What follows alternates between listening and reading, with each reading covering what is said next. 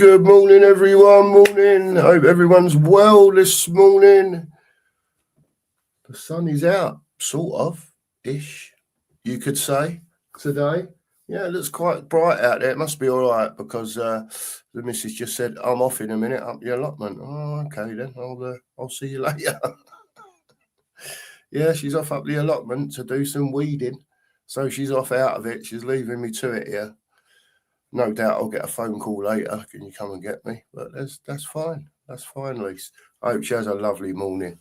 There you go. Like I say, the sun's out. I think it's still a bit chilly out there. I've still got the old jumper on that I put on in here. I'll leave it on the bed. When I go out of this room, I'll leave it there, and it's there for the next day because for some reason or another, it's freezing in here.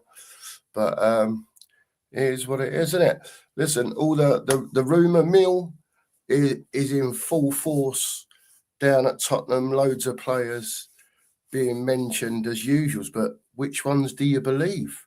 What about the ones that it looks like we might go and revisit again?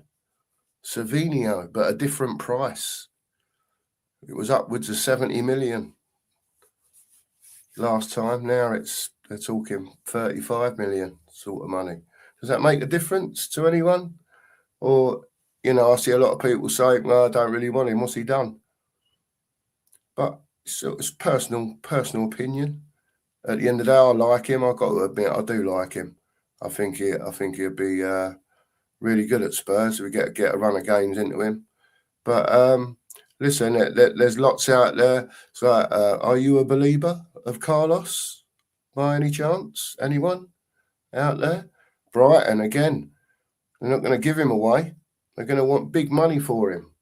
Big money. Could be free figures they're talking about for this fella. If that's the case, we definitely won't be getting him. But could anyone see a Carlos believer at Spurs, for argument's sake? Someone who's proved in the Premiership, still young, but has proved that he can do it? Or is it another one falling into Man United's hands again? Ederson. Look at Ederson. How many transfer windows was Ederson mentioned for Spurs? And it looks like he's going to go to Man United, by all accounts. And 38 million euro, which is about, I don't know, 33 million quid, something like that. Wow. And it just shows you these deals can be done. They can be got over the line. And, that's very good value for a player like that coming into the Premier League of his reputation. So there's lots to talk about anyway, or we'll get into it. We'll say a few hellos to everyone. Got told off yesterday because I forgot Kate's hug, and I did forget all about it. So I'll try to do the right thing today, and extra long hug for Kate when she's in. But there you go. Morning to everyone. Like I say, anyway, nice. Looks like a bright day out there. A bit cloudy, a bit chilly, but hopefully it'll liven up a bit. Let's just say a few hellos. Big up, Stu. Morning to you, mate. Hope you're well this morning.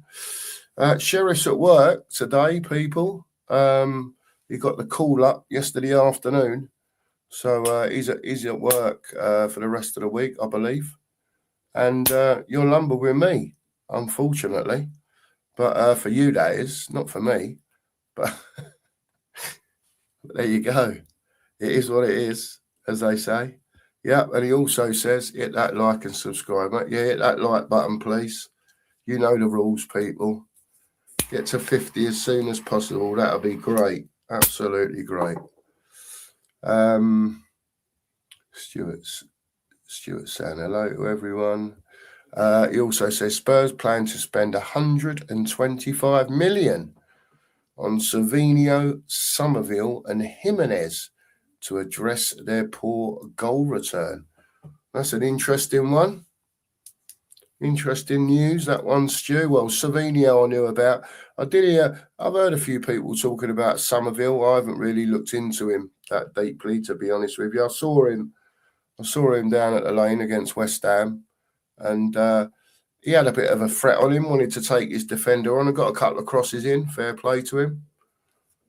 And yeah, we'll have to wait and see. We'll have to wait and see. There's going to be thousands of names linked with Spurs. Some of them will be who jocked down the road in the pub, started off the rumour 3 weeks ago, and it's got round to wherever it's got round to. It's absolute nonsense. Or there'll be stuff that, you know, is true in it, and it gets leaked out, and then we have to wait and see if the deals get done.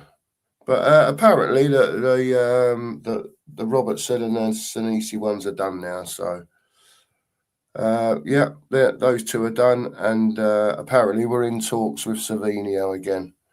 That's been reported as well. So we'll see how that one goes. Big up to you, Stu. Big up to Logan. Hope you're well this morning, mate. Yeah, sheriff's at work. Sorry. Big up to you, Logan. Steve's in. Morning to Steve. Hope you're well this morning, Steve. Big up to you. And that's me, by the way. That was me typing that in there this morning. And Logan has said, I've seen talks are ongoing for Savinio. Fabrizio has said the deal will more than likely be done. Well, that'll be an interesting acquisition. Yeah, and in Logan's next comment, he's put them for 40 million. It's worth the gamble for me. What I would say is 40 million for Tell, 40 million for Savinio. You know, if I put them next to each other, I know which one I'm picking. But again, that's just me. I'd have Savinio all day. But there's others out there. You got like a sort of Matoma type player at Brighton. Would anyone take Matoma, or is he too old for everyone? I think he's 29. Had a few injuries last couple of seasons, but if you can get him back right again, he's the sort of player Tottenham fans would love. To be fair, he's got all the tricks. You know what I mean? So, and he's a very good player. He's a very good player. Very skillful, and yeah, the type of players that Tottenham like, or Spurs fans like, I should say. Here we go. Kate's in. Let me put this down. Morning, Kate. Apologies for yesterday's lapse in concentration over the hug, but here it is, Kate. There we go, and there's the little squeeze. There you go, Kate. Morning to you. Hope you're well this morning. Who else is in? Let's have a look. I was talking to each other. Lee's in. Morning to you, Lee. Hope you're well this morning, fella. Big up to you. And Wembers is in. Morning, all. Is that Dennis, as in the menace? Well, let me tell you, Wembers, at the end of yesterday's show, the story came up about Dennis Bergkamp. That was what it came up about, and he was a great admirer of Glenn Hoddle, but Mark was sure that he was a Spurs fan growing up. Anyway, I was not so sure. I didn't know, but I knew that he did like, you know, and followed Glenn Hoddle as he was growing up and playing his football. But like I say, Mark was sure that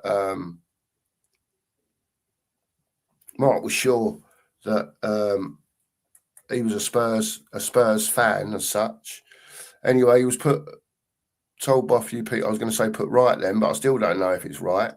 He was told by a few Arsenal fans and actually a few Spurs fans that that wasn't the case. That he was an admirer of Glenn Hoddle, but not a Spurs fan. And he was going off to delve into it and to find out more. And then he got the phone call from work and said, well, I'm not in. And I forgot all about it, to be honest with you. But that is what it's about, Wembers. Dennis Bergkamp, and was he a Spurs fan or not? So I'm sure loads of you are going to put comments in here now and said, yes, he is, or no, he weren't, but I don't know. So I'll leave that for Sheriff and Angus and Vindaloo and Pete Chambers and all that to sort out. But they say he wasn't. But I haven't heard any more from Sheriff about it. So whether he did any digging or not, Wembers, I don't know. But morning to you. Wembers, hope you're well this morning. Colin's in, morning to Colin. Hope everyone's well, and Spurs will be back this coming season. Let's hope so. I think the window may tell us a lot, Colin, won't it? To tell us if things have changed. Big up to Pete. There he is. Morning, Pete. Hope you're well this morning, mate. Big up to you. And Marianne's in. Big up to Marianne. Morning to you this morning, Marianne. Hope you're well again this morning, as usual. And Drewler's in. Morning to Drewler. Hope you're well this morning. Miserable today in London. Duck weather. We had a load of rain overnight, to be fair, Drewler. It's not raining at the moment, but I think there's another lot either due tonight or overnight again. So perhaps that's the lot that you're getting now. Who knows? Yeah, but it's not meant to be very nice for about a week or so up here. Wherever there's rain, it'll find us, apparently. But, yeah. Lee's in. May the force be with you too, Lee. Hope you're well, mate. Hope you're well this morning. F-Sank's in. Morning to F-Sank. Hope you're well, mate, this morning. Big up to you. Lee says it's pissing down in Windsor. I'm soaked at work. Better than the hot weather, though.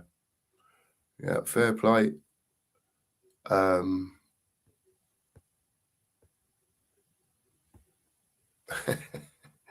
Lee's put, we are linked with players. What a surprise. I believe none of it. And then I've just seen this from Drewler. Hayden Hackney has rejected us. And that tells you a story, doesn't it? Tells you a little bit of a story anyway, that if you've got championship players that haven't even played in the Prem yet, have got bigger aspirations, or perhaps other teams have got in there and turned his head. Who knows? And Spurs were too slow on the uptake as usual. Who knows? But I'm not surprised, Drewler, if that's the case. I'm really not surprised. We're an absolute mess at the moment, but it has to be sorted out, doesn't it? One way or the other. So unless every player we go in for don't reject us, because it's going to be a long season otherwise. Drewler says Savinio will strive under De Zerbi. I think he'd be a good player for Spurs, to be honest with you. I really do. Big up, Rodders. Hope you're well this morning. Lang out, he says. Get him out. Get him out. Shem's in. Morning, Cookie. Okay today. Did you see the video from the Arsenal parade where Odegaard threw a ball at a policeman's head while he was walking alongside the bus? He then ducked down on the bus. No, I didn't see it. I heard about it, Shem. Is what it is, isn't it? Listen, I was more. I don't know if you saw the videos of all the Arsenal fans fighting, whether it be in France, whether it be in outside their own ground. It was madness, absolute madness. People getting into fights, and they support the same team. And I'm talking about like proper having a go as well. Not like a little slap round the chops, like having a go. It was mad, absolute madness, Shem. I just don't understand it. But listen, get away. You could listen. People can go up and physically grab older coppers these days, Shem, in the real world. Do you know what I mean? So it's like you can get away now with going up to a copper and grabbing hold of him, and the chances are that you won't get arrested for it. So that stuff like that, they're not even gonna. It'll be sorry about that and whatever. Yeah, man, it's is what it is.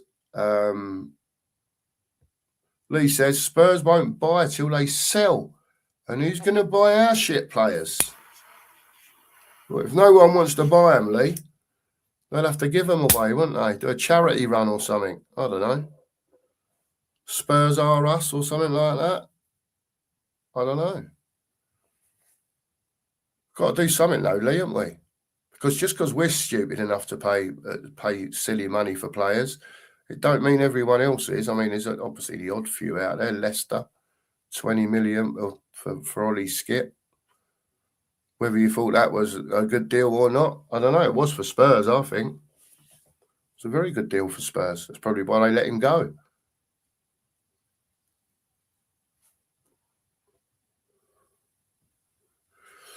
Yeah, and he hid they wouldn't see him all while holding a beer in his hand. Shem, like I say, it is what it is. It's people get away with murder with the police nowadays. Carl, when I was a kid, you wouldn't even look at them the wrong way, let alone bloody manhandle them like they do today.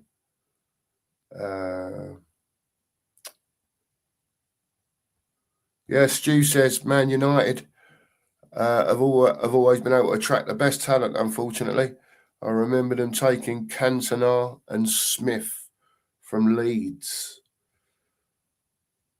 There you go. Thanks, Kate. Appreciate that, sweet. Morning to you. Big up to Jimmy. Yeah, same here, Jim. We're in the same ballpark again. Yeah, saying that you put dull. I thought it looked a bit bright, but perhaps it is dull out there.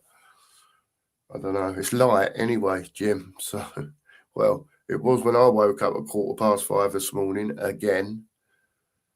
You know what I mean? So I can't sleep for toffee at the moment. Shem says some of and Savinho combined, the stats were worse than Rich's, and we're bringing them in to replace him. Please explain this new transfer policy to me.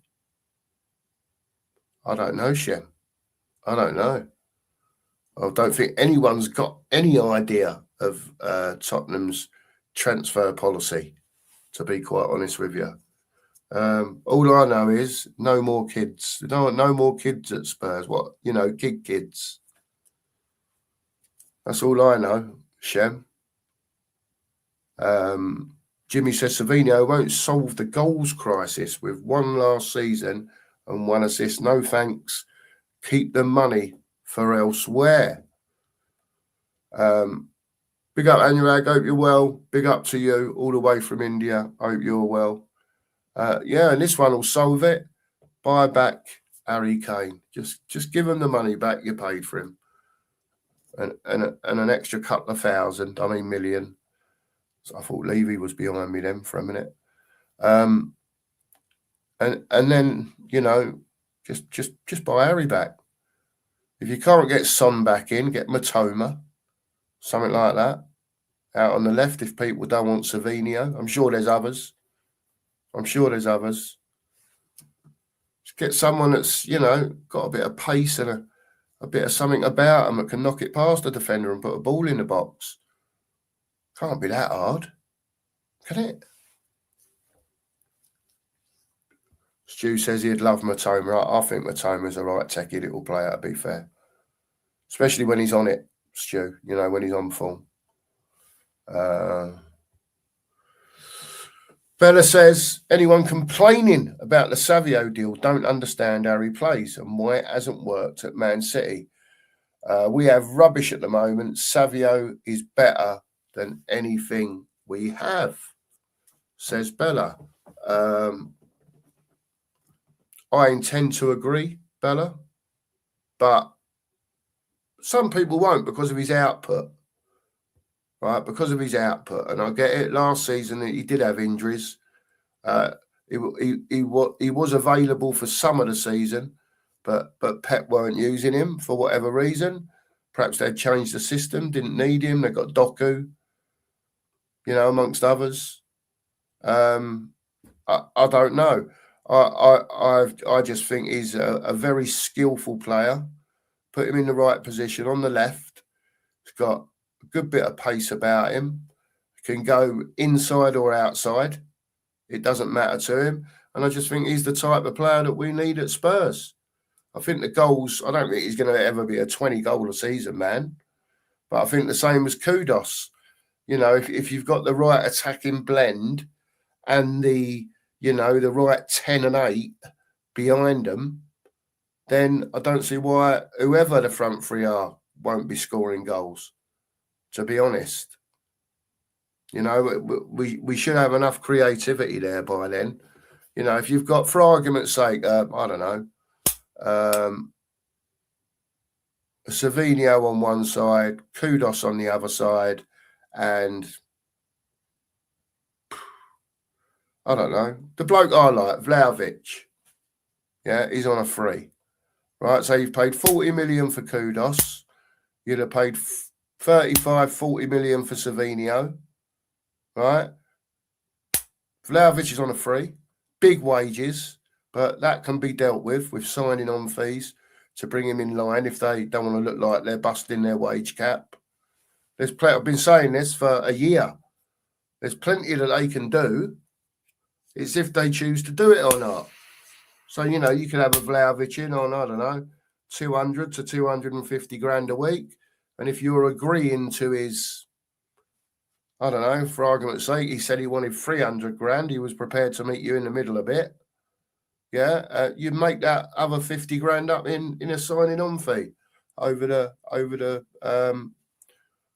length of his contract, for argument's sake. He's just one name. He's just one name because I like him personally. I think he'd be good at Spurs. Another one that's a very good player. Yeah, he's just at the wrong club at the moment. He's just at the wrong club. Don't get used enough. Needs to play football regularly.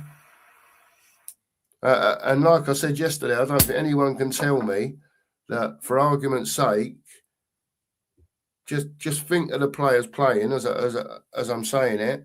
Savinho, yeah, on one side, Kudos on the other side, and a Vlahovic up front. You're not telling me that ain't scoring more goals than Richie, Tell, and Moani in a Spurs team. That's just how I look at it. Or if it's not Savinho, a Matoma, for argument's sake. And like I said, there's many others that you could pick from. Shem says, Matoma all day, every day. Just like the medical department, can we please gut this idiotic recruitment team and bring people in that use their eyes and actually scout players? It's like we just keep looking. I'm all over that, Shem. All over that, what you said there. Yeah, the recruitment team, they've got to go, and that includes Langer or Lange, whatever you want to call him. All right, Mackenzie, the scout, got to go. See you later. What's he done for the last 2 odd years, 3 years, whatever it is? What has he done? You know, and again, I know people say, oh, well, they're working under Enid, they're under whatever. Listen, they know the terms when they go in there. Yeah, and if they didn't know the terms, they soon work the terms out. Right? And if they're on a, minuscule budget, if you like, to go out and find players, then that's what they've signed up to do.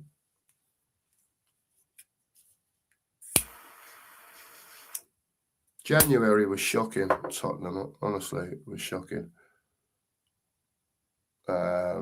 Big up to Alfie. Hope your world is small. And he says, Savio might be able to create. But we then need a goal-scoring striker who will bag at least 20 Prem goals next season, in my opinion. Absolutely, Alfie. Yeah, we do. And, yeah, we've got this Paulinia thing. Big up, Logan. We've got this Paulinia thing still rumbling on. We spoke about it briefly yesterday. Listen, apparently the ball's still in Spurs' court. He wants to stay here. De Zerbi wants him. They're trying to reach a deal.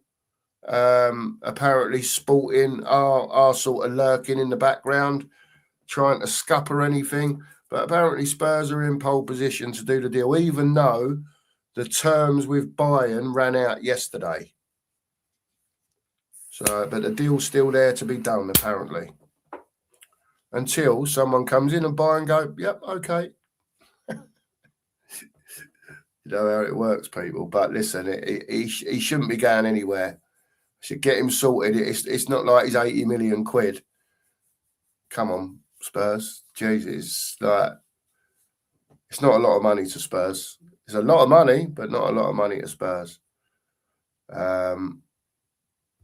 Dave says, "Hi, I hope that we get these supposed deals done because if we F it up again like last year with Eze and Morgan Gibbs-White, we just let the deal fall through due to lack of ambition for this club."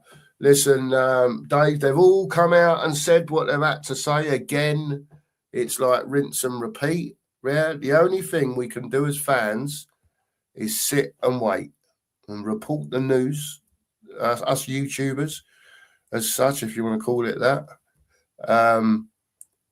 Report the stuff to you. You lot tune in and watch it, and also in the chat as well. You might have seen stuff that others haven't, and you let us know in the chat. So it's important that they get it right this time, and I think they are on. I think it's past last warning at the end of the day, but they've got to stand up at some time. If they've come out and admitted that they haven't been looking at the football for however many years, took their eye off the ball, and all this what nonsense that they come out with. I mean, that part of it's not nonsense because they have took their eye off the ball. But the general nonsense that comes out of their mouth, all the lies and the false promises, I think that's what gets up people's backsides more than anything. And that's what's got to change. Joe's in. Morning to you, Joe. Hope you're well this morning, mate. Big up to you. Machina Joe's in.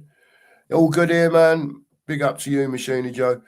Vuskovic in the starting lineup against Belgium today. He'll have to deal with Doku and De Bruyne running at the fence. Good test for him.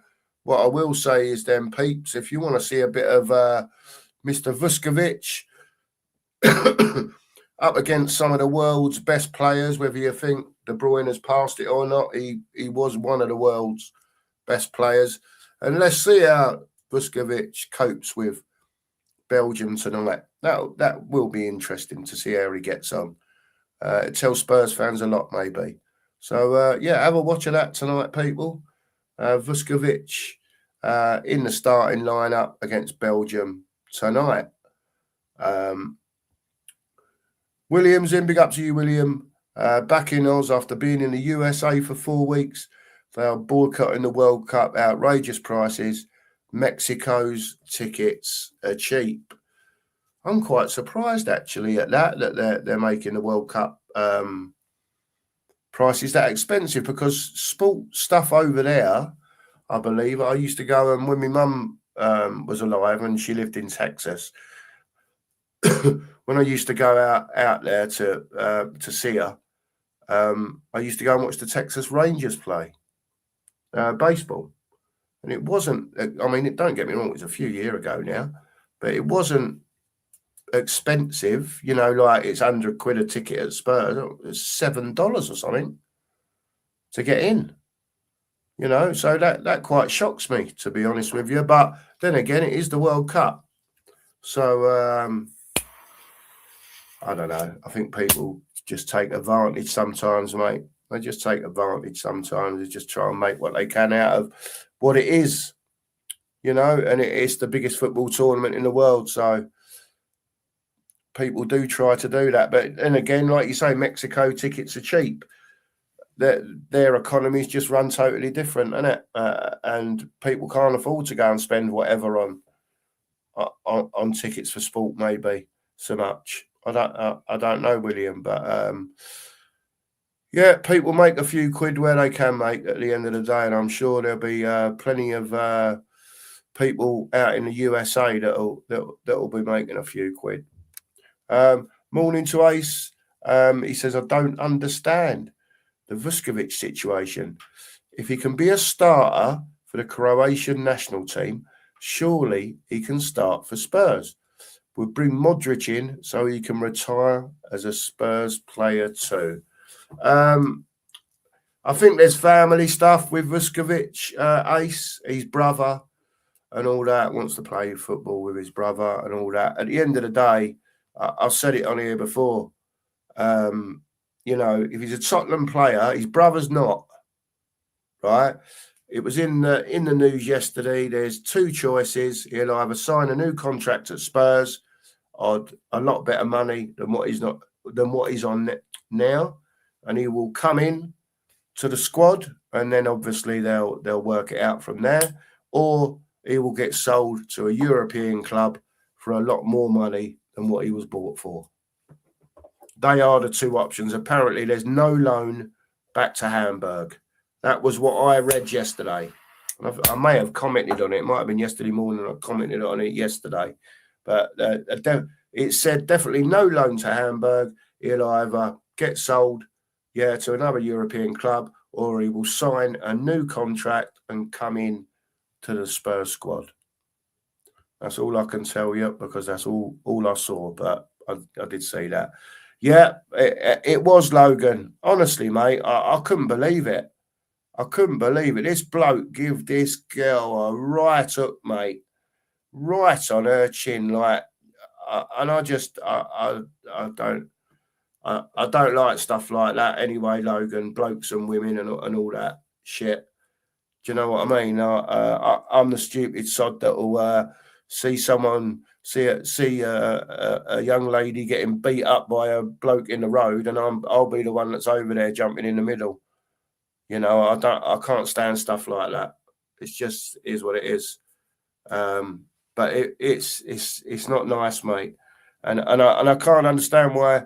You know, yeah, they lost the game, but they was all in good cheer. They was on the parading their trophy, and they're row. I mean, not just rowing, like having a right go. And I don't get it, but probably happens all over the place. Morning to Sue. I hope you're well this morning. She's got the builders in, Sue. Is one called Bob? That's what I want to know, Sue. So I may have to pop off now and get Sue. You do what you got to do, girl, as they say. You got to look after the builders, Sue. Nice cup of builders tea and all that. Make sure they've got their hard hats on, Sue. Health and safety.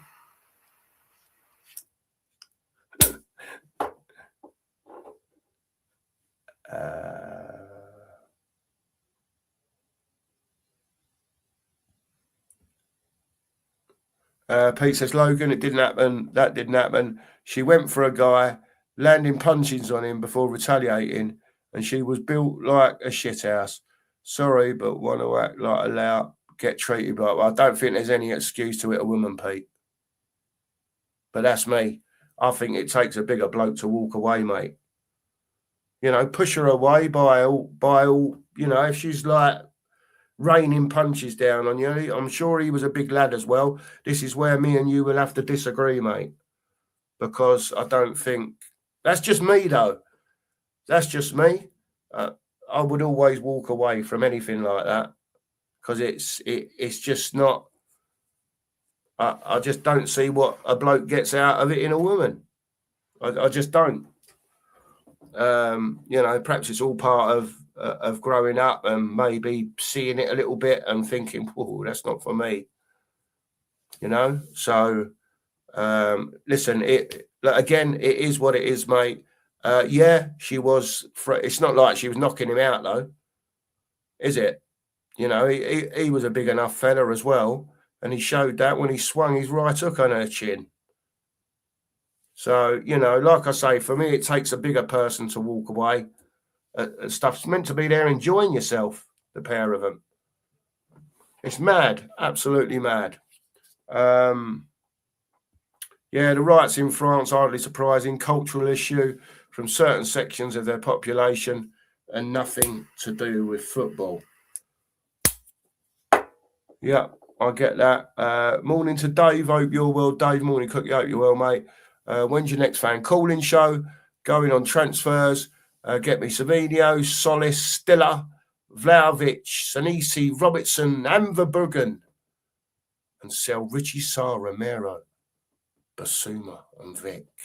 Dave's got it all worked out, you know. Get over there to Dave and Anthony at the Spurs Sessions podcast, a new channel, talking about all things Spurs. I think couple of times a week, maybe. It might be once a week, it might be twice a week. So you can't hold me to that one. It could be twice a week. But listen, all players there that are quite capable of coming into Spurs and doing a job, Dave. You know, and we just have to see how far we get with it, mate. You of all people know what we're like. So, you know, and Mr. T's come in straight away and said, Enoch always sells players before buying new ones. Majority of the time, mate, yeah, they do. They do. Big up, Corey, morning to you. Let me put the link in. I'll stick the link in the chat if anyone wants to come on. There we go. Let me just whack it in there. What's going on here? Oh, there we go.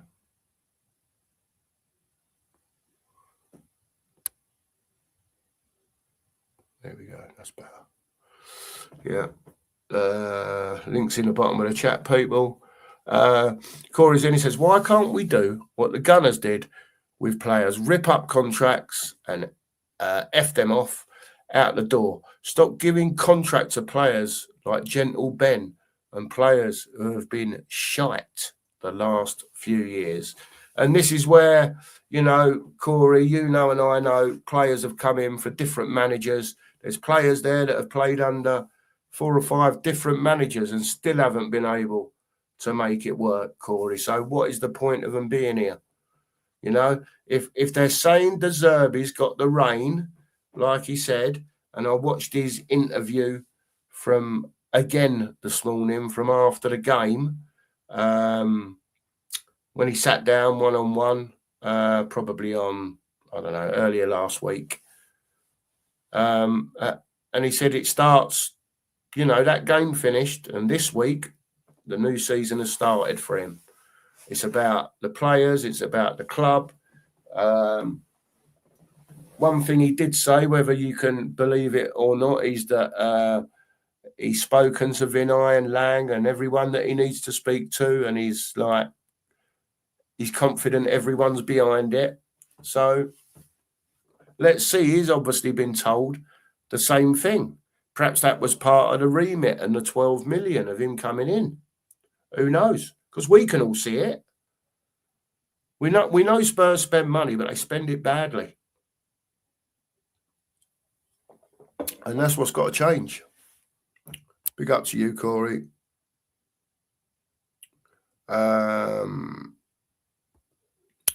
Ace says Spurs are linked to the same players as last year. It feels so worrying. And you're going to get that, Ace, unfortunately. You're going to get it. Spurs are linked always. And this is only the first week. You know, it's been a week since we've finished, a week and a bit. And we've been linked to about 500 players already. You know what I mean? And it's the window don't even open for, another couple of weeks odd. 15th of June, I think it opens. You know, and like I said before, people can get deals ready. They can have them done. It's up to them when they want to announce them. Depends when, like someone put in yesterday, which I didn't take into account, when a player's contract finishes. Right, Robertson's finished either yesterday or the day before. So he could be announced. Sanisi's doesn't until the middle of June. So perhaps they're waiting for dates and to pass by before they get announced. Yeah, I don't know. That's on the free transfer side. I think you'll find out more. I think you'll find out more about others. You know, obviously as as more players get mentioned, and more solid stories maybe start coming out from, I don't know, people trust all sorts of different people when they get their little tips and bits of information. We just try and look at all of it and see what's looks like it can be substantiated a little bit, if that's the right word. But we'll have to wait and see. Like I say, there's been a zillion names linked with Spurs already, and we're a week in. So I'm not even a week into the window yet, a week since the last game, and it's madness. Morning, Mia. How are you?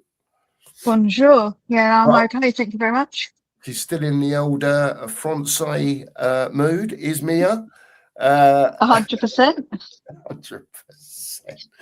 What you been up to, Mia? Come on, to talk to us. What you been up Oh, to? Been raining, yeah, and the weather is horrible here. It is grey and it is raining. It's yeah, horrific. yeah. I think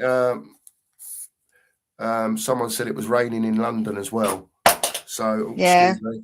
So I think we had a load of rain overnight, to be honest, Mia, and I've been keeping an eye on the weather, and it's not looking too good for up here for the next week or so. To be honest with you, very, very wet and damp.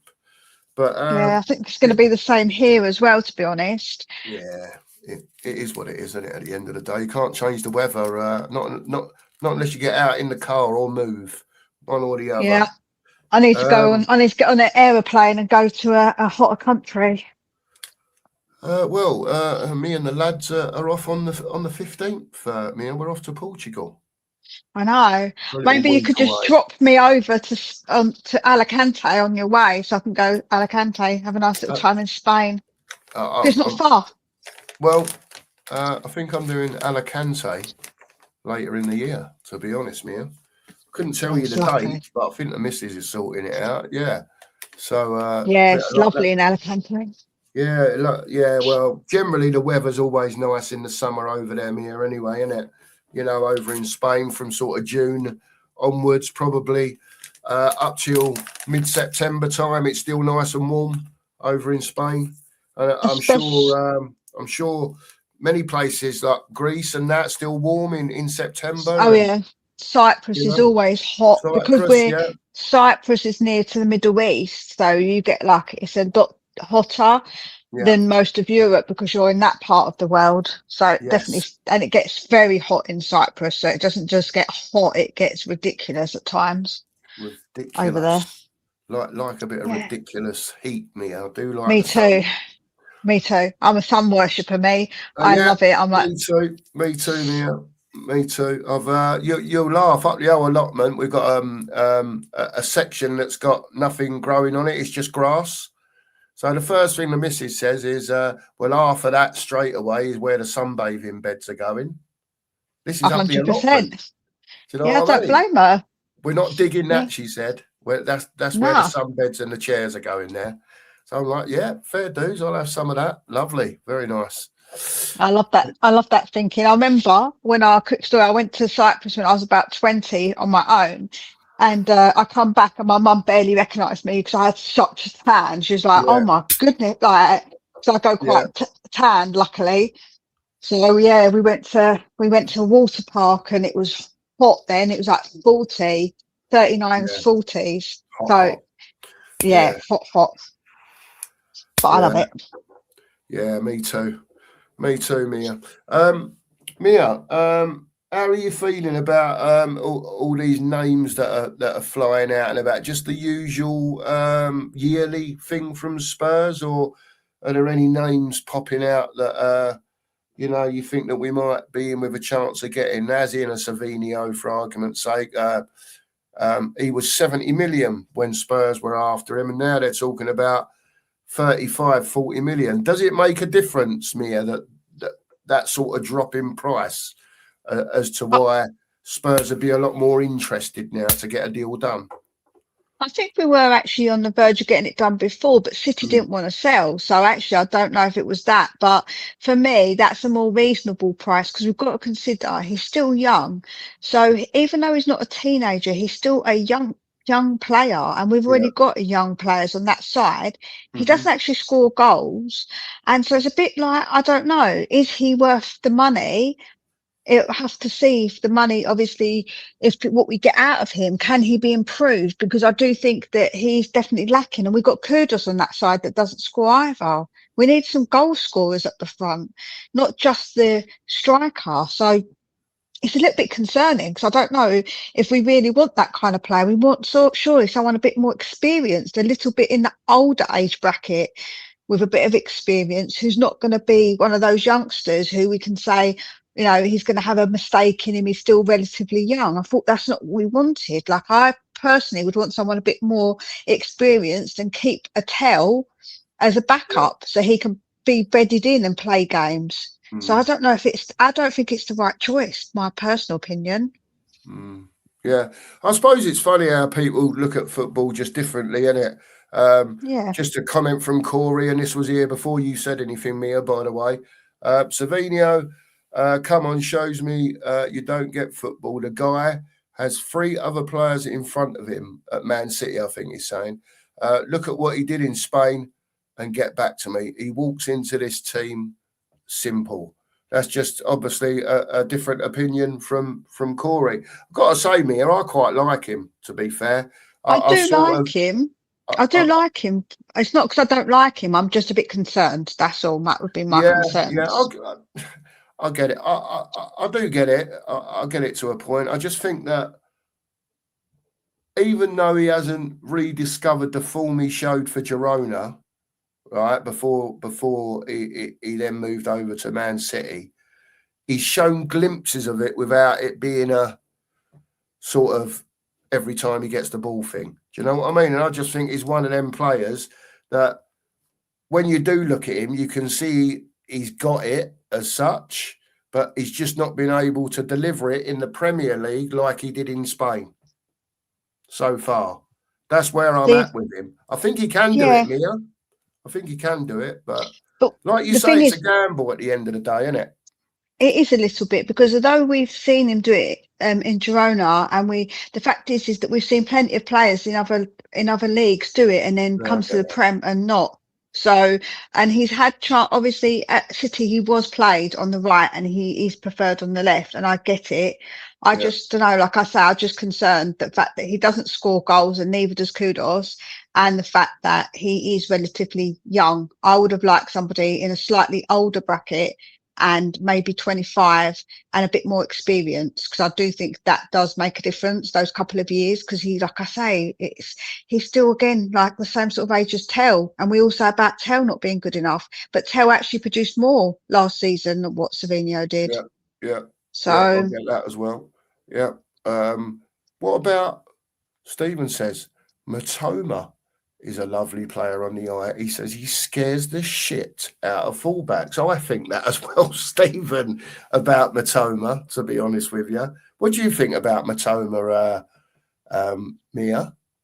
I think he's a really good player, but I have heard that I think he's pledged his allegiance to Brighton. I think he has Right. said that he wants to stay. I'm sure Okay. that's what I heard.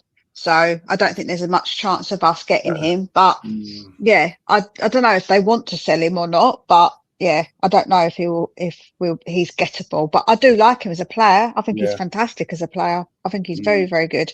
But yeah. again, it's Yeah, he had a few injuries last season. To be fair to him, yeah. he was sort of in and around it and never really got going. But Stephen, I've got to say to you, I do agree with you. He is one of them. He's so quick with his feet, and he is one of those players. When he's on it, he's scared the shit out of people. You're spot on, mate. You're spot on. What was I looking at? I saw a comment on here I wanted to bring up earlier on. Oh yeah, is this it, Jimmy? Yeah, Jimmy, here's 5 players that completely transform us, he says.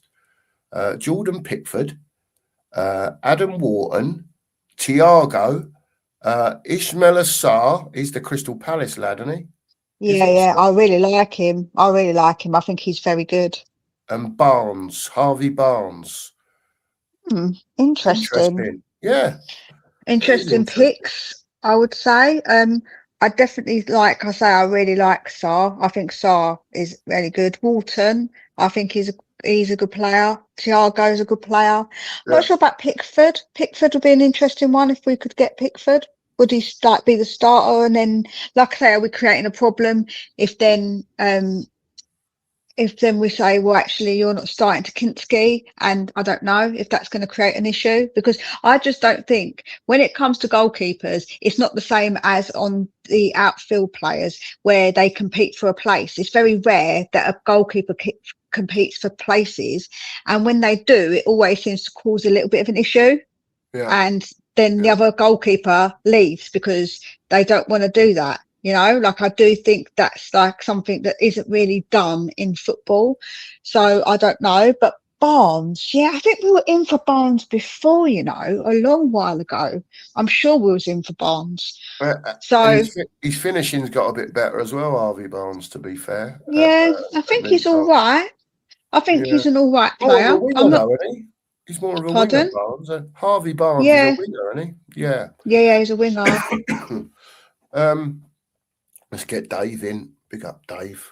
I bet he's on his tea break at work or something like that. I'll just bring this comment up from Stephen as well, because I like this bloke, Steve. I like this bloke. I think this geezer could turn Tottenham from when people say, could you rise from the 17th place finishes? If you get that left winger and if you get that 10 behind, you imagine? Look what I said earlier. What we've got now. If you had a Tell, Richarlison, and Moani, or you could have, just for argument's sake, like I said earlier, Savinio, Vlahovic, and Kudos. It just, that to me seems like it's a world of difference. I get what Mia's saying about the statistics and that. Let me just bring Dave in. Morning to you, Dave, because it looks. Are you at work, Dave? Are you at work? Yeah, I'm at work, mate. I've got to make it quick. There we go. So, Mia, if you don't mind, I'll bring Dave in quick, see what his thoughts are on it, and we'll carry on. Dave, what have you heard? And transfer rumours, and Savinios. I'll do me day. I'll do me daily research as always. And I mean, it's always the most exciting time of the year as any fan, isn't it? Really, Yeah. transfer season. But yeah, it's a hard one because we need to do so much, but we can't do it all in one window because it's not feasible. We all know who we should keep in this team, who we shouldn't keep in this team. Yeah. But I think like the links with Robertson, Senesi, they're sensible signings, in my opinion. Bring experience. I think, to be fair, I think Senesi is a better centre half than Romero and Van der Ven anyway. Yeah. Do you know what I mean? So Robertson makes sense because like he's a captain, he's a leader, he's won everything, he's a big presence in the dressing room, which that makes sense. But we really need to get it right in the attacking areas. I mean, Savinio, I get where people are coming from, where they're worried about it because obviously his output for City over the last 2 seasons. But if you look at how many runs of games he's had starting week in and week out, it's very far and few in between, isn't it? Do you know what I mean? Yeah. He's been a bit part player for 2 years and he hasn't been able to go on a run and get a consistent level. I think if you gave him a run with us, if he got 10 to 20 games just consistently playing week in and week out, you will get that Girona player back. I watched him for Girona. He's got a very, very high ceiling. He's got the big move to City. Didn't work out. So I think he needs a move. And as whereas I think people are doubting Vlahovic as well. I just think he's a player who needs a move away from Italy, a new change of direction. I think he could He's got all the physical attributes to be a great striker in the Prem. He's big, he's strong, but he's also pretty agile with his feet as well. He's like pretty quick as well. He's not a slouch for a guy his size, and he knows where the back of the net is. Mm. Do you know what I mean? It's an opportunity, Dave, isn't it, Vlahovic? I think. It's available for nothing. It's a no-brainer. Sort the wages out. If it's high wages, you can break it down in other ways, can't you, to make it, to make it feasible, I think. Totally, exactly. But I do a lot of scouting around Europe as well, and I look up players like, obviously, I'm a huge fan of Solis from Bruges and Hauger from Glim, from Bodo. Yeah. Two absolute, in my opinion, sublime wingers. Fantastic. But I think our main priority has to be up top next season. Obviously, a winger. I do think we'll get the deal done for Savinho. I think he will be a Spurs player. I mean, he came out on Instagram the other day, put a little white love heart and the two eyes next to it. That's not a hint, more of a hint. Say, come and get me. I don't know what it is. Bit right up top. Whether we go for the cheaper option, we in Vlahovic. That all depends if he wants to come to us, because I'm pretty sure he's not going to be short of few admirers, is he? Let's be honest. That for a free transfer, there'll be a lot of clubs coming in for him. I personally like Guirassy from Dortmund. Yeah, he's another one. He's a seasoned, experienced pro. He's obviously developed late in his career, but he's an animal. He's a different breed. He's big, he's strong, he's quick. He don't let no one muscle him off the ball. He's a unit. He could cut. I think he'll be between 55 to 65 mil though. Will we go out and pay that? Probably not. This is it, isn't it? This is what we was talking about, Dave, earlier on. It's are they going to go to that step now? Because listen, lots of people have said the scouting's rubbish. There are a zillion players out there. If Spurs wanted to go and spend 25, 30 million pound on a player, there's loads out there that have got, I don't know, that are on the road. Is that the right phrase to use? They're not there yet, but they're better than what we've got. Or you go to the next level, which is, I don't know, your 40, 50 million pound players where Spurs shop. Generally, they'll go and get the Solankis and the Richarlisons at that sort of money. But are we going to go and spend 70, 80 million pound on a player, Dave, to go to that step? I don't think they're going to do that yet. Nowhere near. Definitely not this summer, because obviously I'll watch a lot of people's shows, and I mean, I respect everybody's opinions, etc. But yes, we need a lot of work to do. And yes, we do need to build a big squad. But what people are forgetting is we're only playing one game a week. Is he going to come back? Is Dave going to come back? Or is he frozen? We review the transfer window at the end, and we've only brought in about 4 or 5 players, and then people are going to go, that's not enough. But when you look back, when we've got Maddison will be back, he'll be fit again. How long, we don't know. Do you know what I mean? Say if we've added 4 new attackers to that lineup, do you know what I mean? And you've got, do you know what I mean? We've still got to make decisions what we're doing with other players. Like I'm reading this morning, we're offering Ben Davis another contract, another year extension. Why? That I don't get. Holding on to a skeleton. Absolutely. 10 years. Why on earth, God's green earth, are we doing that? It just does not make sense. He is way past it. Everyone can see it. I think it's just a loyalty reward. It has to be some sort of a loyalty reward or something, because it just does not make no sense whatsoever in offering Ben Davies, 32 years old, a brand new contract for a year, when we're about to sign we've already got Senesi come in, Sousa, hopefully. Udogie, Spence can play left back. Do you know what I mean? We've just about and Robertson incoming. Don't need him.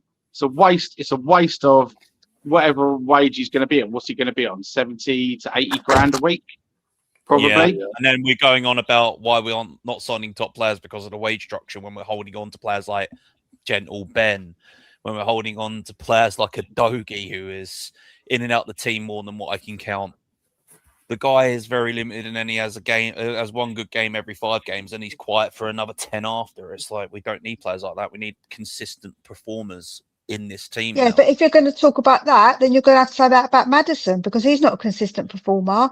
He has a third of the season where he's good, a third where he's injured, and a third where he's missing. So, that's why like, they called him 33% at Leicester, didn't they? And they called him Mr. yeah, that's right. 30%. That's what I would personally. It's a mad take, and people are like, what the hell? I actually think that Maddison isn't someone. If we could get someone like a Gibbs White, if we could get someone like a Sarr, I don't know. Like, I would actually think that although he's a quality player, is he quality if he's not available? The fact is, availability is the best thing, isn't it? So They always say the best ability is availability in a team. You need 2 players for every position, and you need one that would always be at least available. That's why Robinson's a good shout, because he's always available. He's never really had a massive injury. I would literally look at this squad and go, right, how many injuries have they been out for over the last 3, 4, 5 seasons they've been with us, or pros before they joined us from other clubs? I'd literally start looking down this injury list now and be going, right, you've had how many months out injured, and you're costing us X amount of thousands of pounds a week, right? We're going to sell you. I would literally be like that as well, Mia. I'd be like, I'd look through this squad and be like, right, you're always injured, you're not performing. I would literally gut this team out now. We've held on to skeletons for so long now. Wage thieves like Tell, Odebear, I would ship them both out. I heard you earlier on going about, oh yeah, Tell's put in more than what Savio's done, but Savio's not only been injured for part of this season, he's got 3 other good players in front of him. And the fact that Savio offers us something on both wings, not just one wing, other benefits. But he's played over. Oh, she's gone. Oh. Are you there, Mia? Great, like, she's amount in it, like. So yeah, I just don't think it's like a big. I don't think that is actually.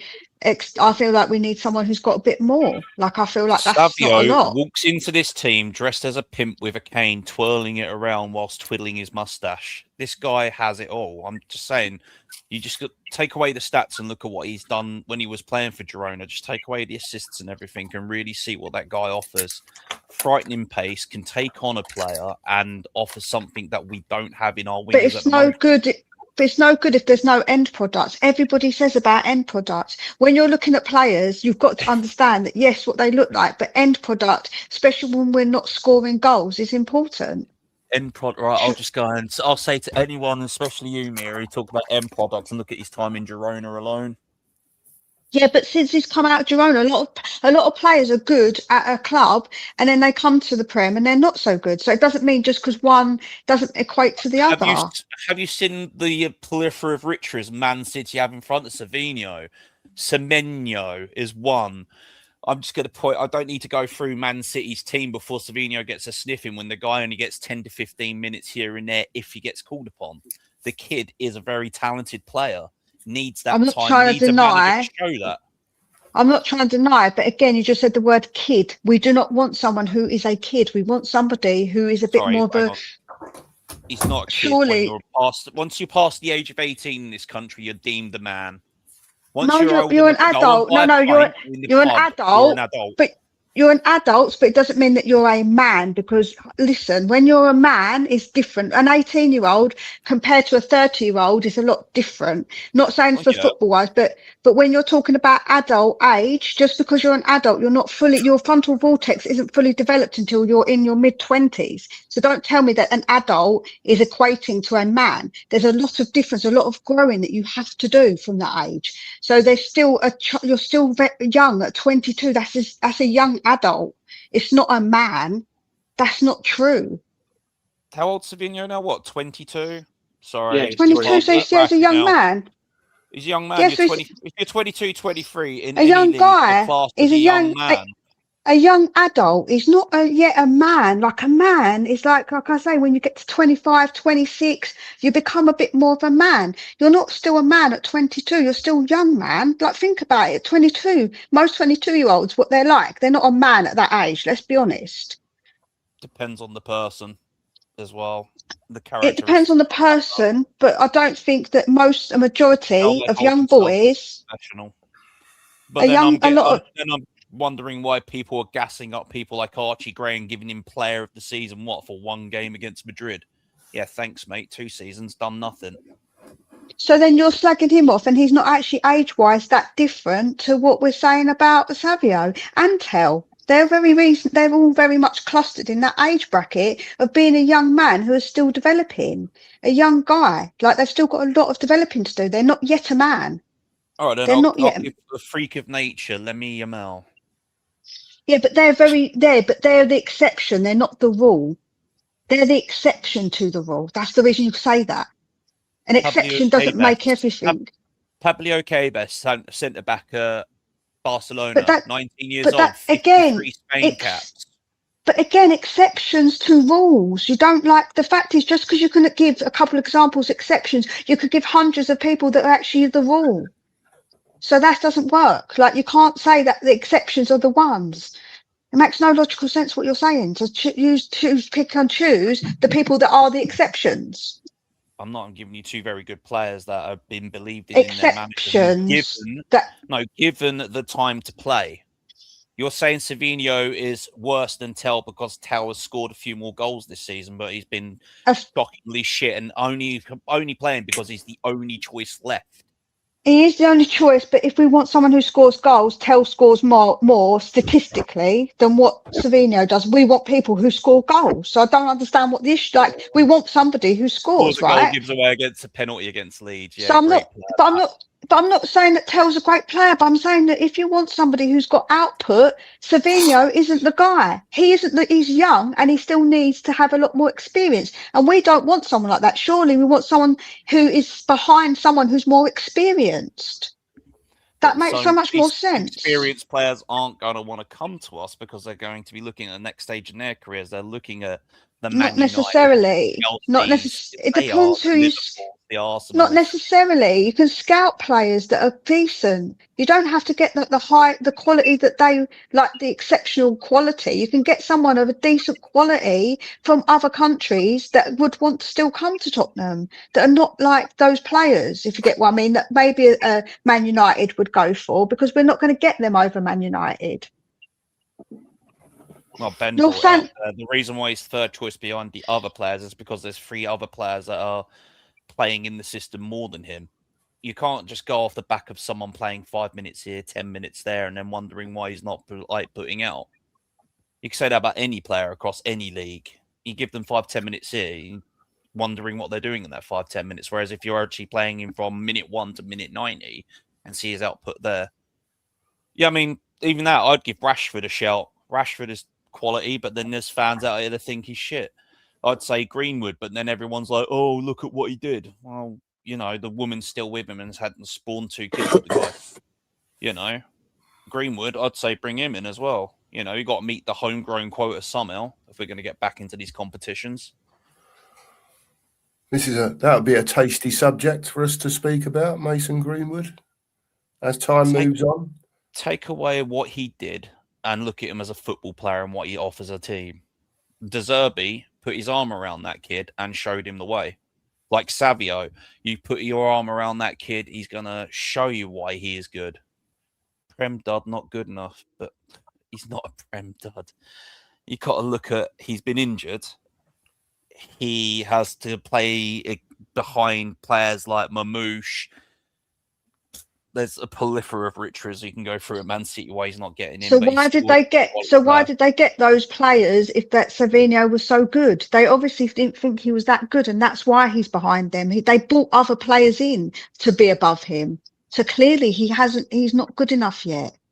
Yeah, but then you also got to look at the Girona connection with Man City and who owns Girona and Man City. I'm just, putting two But it two doesn't together. matter. They But still it's bought the play. Red They Bull still thing. bought. It's the Red Bull model. The Red Bull team. But they still bought players.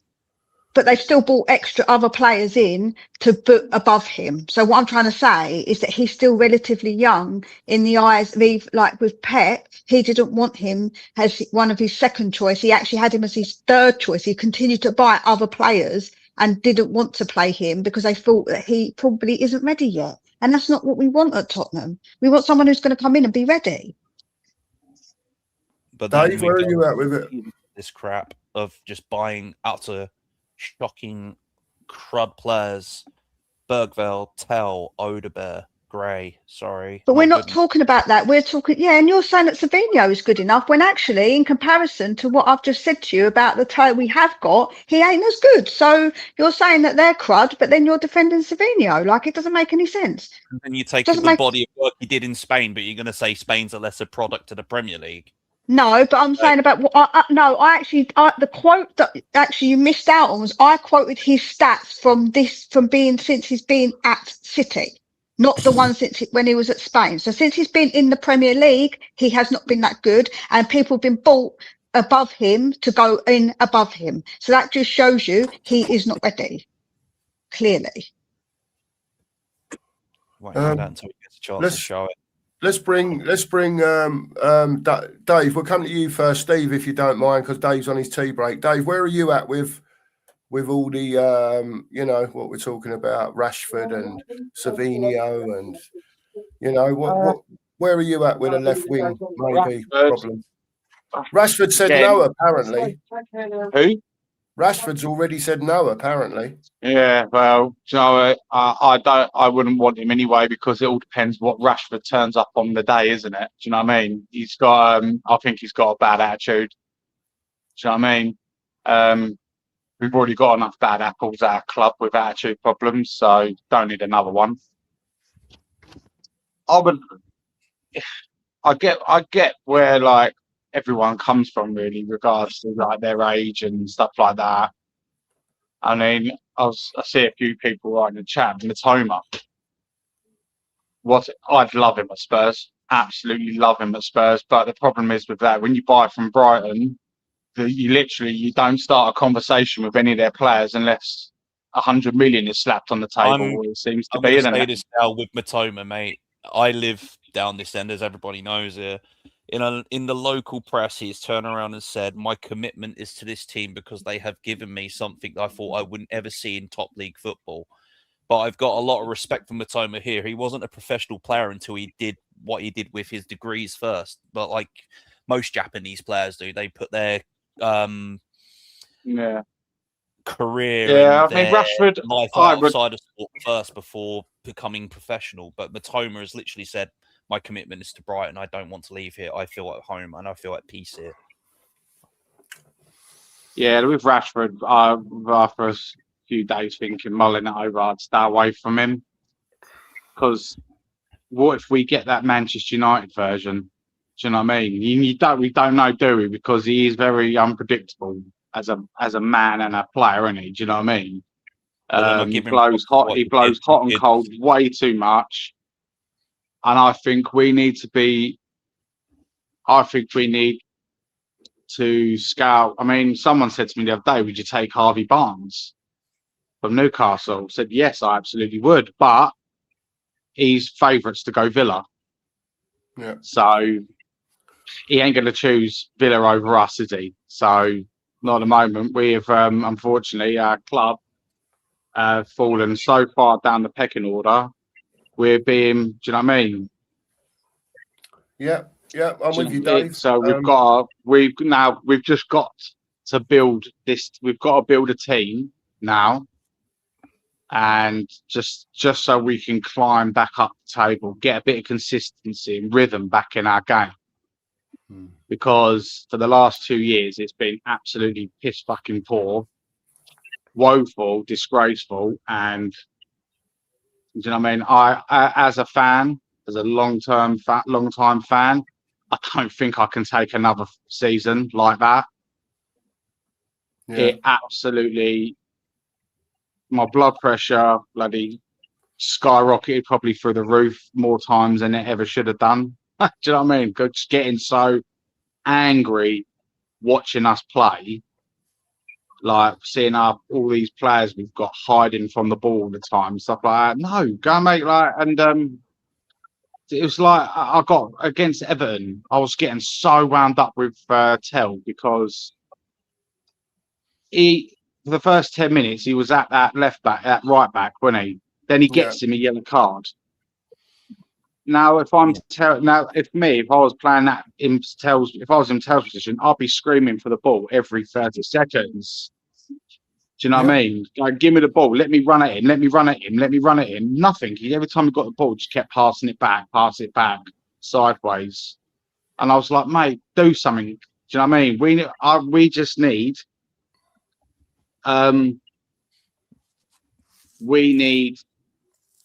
stability back in this team, and at the moment we haven't got it. Need a winger that will attack. Tell Nodaber don't offer that. Savinho does. No, I mean, if you go and look up, you go and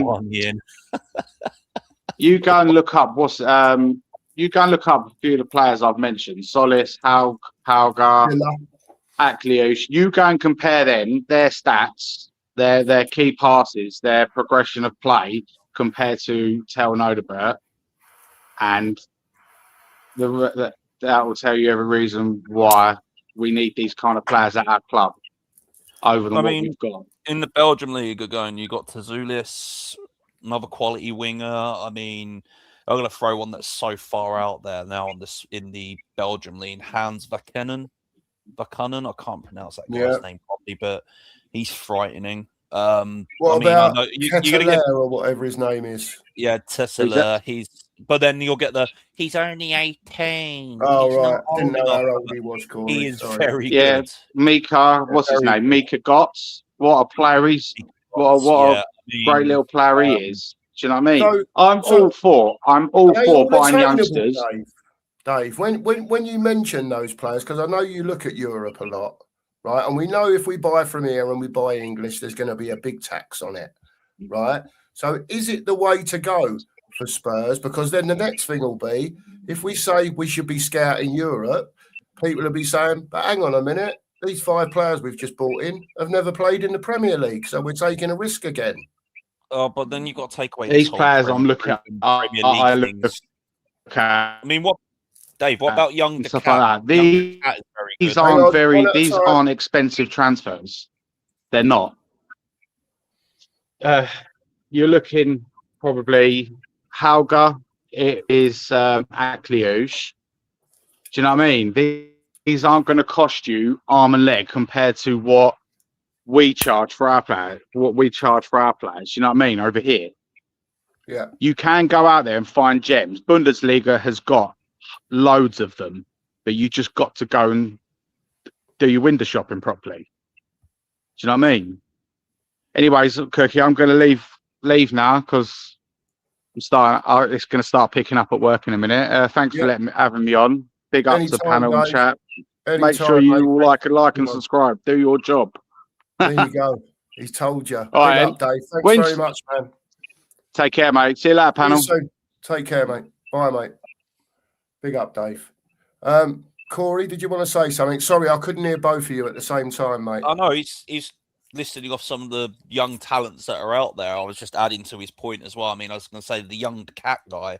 He's 17 going on 18, but he's frighteningly good. We're going to sit there and moan and groan that he's only 18, but when you're getting players of that ilk that actually are playing in the men's first 11 for Belgium, and, you know, I've just got a serious scratch my head when people say, he's too young. But then you look at and compare at some of the young players in our club, they shit on straight away from a great height. Yeah. Like Tazoulis, man, I would take him. If Savinho doesn't go through, go for Tazoulis. But, I mean, it's just dream signings at the end of the day, isn't it? The thing is about it is that we shouldn't have to rely on youngsters. That's my point. We should have these youngsters in there to play, but they're not experienced enough. Even if they've played in other leagues, we want to you can't just chuck them in general. You want to bleed them in and use them like a bit more wisely. That's why you need to get somebody experienced in front of them. Even if Somerville's got better stats than what Savinho's got. So, like, do you know what I'm saying? Like, he is somebody that's gettable, and I think that he is better statistically anyway, and he's actually a good player. So, what I'm trying to say is that you want someone who's got that bit more experience and have the kids behind them, not to be relying on these kids, because that's the problem. We've been relying on kids. We're going to keep harping on about the kids thing. If they're good enough to play, they're good enough to start. But not necessarily, because the mean, thing is, they've been playing in other. If they've been playing in other leagues, I said a few years ago on Sab's show, go and get this young Adam Wharton. There's something about him. Palace by him. Now everyone's frothing at the mouth for him. yes, I've because said quite a few good young players over the years. I've been wrong on a few as well. But when people are going, oh, we should just go and splash the money on Wharton, we should have signed him 4 years ago when he was only 20 million. And I was told I didn't know what I'm talking about. All right. The fact is, in the position we're in now, we've got a lot of youngsters. The thing is, we need some more players with experience, especially up front. We don't want any more youngsters up front, especially. We need some players that have got a bit more about them and a bit more experience. And even if they're good enough to play, because we put Mikey Moore on loan, but we don't want him back, right? He's still too young. Even though he is a very good player, he has to see how his development goes. Because if we brought him back, we don't want to have to rely on him, right? And that's the same for any player. So if we're going to go and buy the players of the same age, what's the point? We might as well just use the ones that we've got. Like, it doesn't make any sense. We've got just aren't up to some of the levels of some of the ones out there. But what I'm trying to say is Mikey Moore has been touted as a very, very good player. And I agree. I think he's a good player, but he needs more time to develop. So it's no different to a player who's playing in another league in Belgium. He might not be, like, when he comes to the Prem, he's going to have time to acclimatise. So it's no different. So why are we relying on that? To acclimatise wherever they transfer from. Yeah, exactly. I understand that, but I'm trying to say that we don't want to have to rely on someone. You bring it with you. But you don't want to have to rely on someone to have to acclimatise when they're young like that. Like, that's the point. Like, to go out and just keep buying youngsters is just counterproductive when we need players that have got a bit more experience, when we've got youngsters. I'm saying this now. If we sign Mawani, I'm buying a Palace shirt and I'm going to stand outside the Amex saying I'm doing this for a bet. If we sign Mawani, I'm done. Let's just move over to Steve. Steve, morning, mate. Morning. Morning, man. I've only got about 10 minutes, so I just thought I'd hop on quickly. Have your say, mate. This is the conversation that we're having about players coming in too young, too old, right type of players, wrong type of players. One thing I will add on to the conversation that Mia and Corey were having there is we do need experience, but we also need leadership, because this team severely lacks in leadership as far as I'm concerned. Steve, go on, mate. Where are you at with it all? Right. Someone mentioned Adam Wharton, right?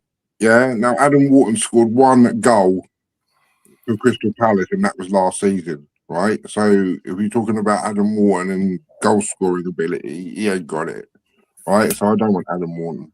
Sorry. Thing about Ben Davies, he's getting an extra contract, but he's obviously being kept around to complete his badges, right? And he's a senior figure in that dressing room, so you need someone. There's no experience right there, right? You see Ben Davies for the last 7 or 8 games of the season, he was there every single time with that squad. He was there all the time, yeah. So. And people going on about Malice being injured a lot. You can't legislate for an ACL. I'm sorry. Well, he's been out all season for an ACL. So, and everyone's look at the upturn when he came back, though. Do you know what I mean? He offered something more than other players had offered all season, and he'd been injured for most of it, all of it. So, I keep Malice around. He cares about the club. He's a leader. People look up to him. You only got to see his videos to see that. You know what I mean? So I want to keep people with experience and leaders, though. That's what I want. You wouldn't sign him because he hasn't scored that many goals, but you do realise the position he plays is the position we're crying out for as an anchor in midfield between the defence and the midfield. Polina scored 6 goals for us in the same position. Polina scored 6 goals in the same position, and he hardly played. He was left up for ages. He was on loan. Polina's is exactly the same type of player. I'd take Polina back over bloody Wharton, 100%.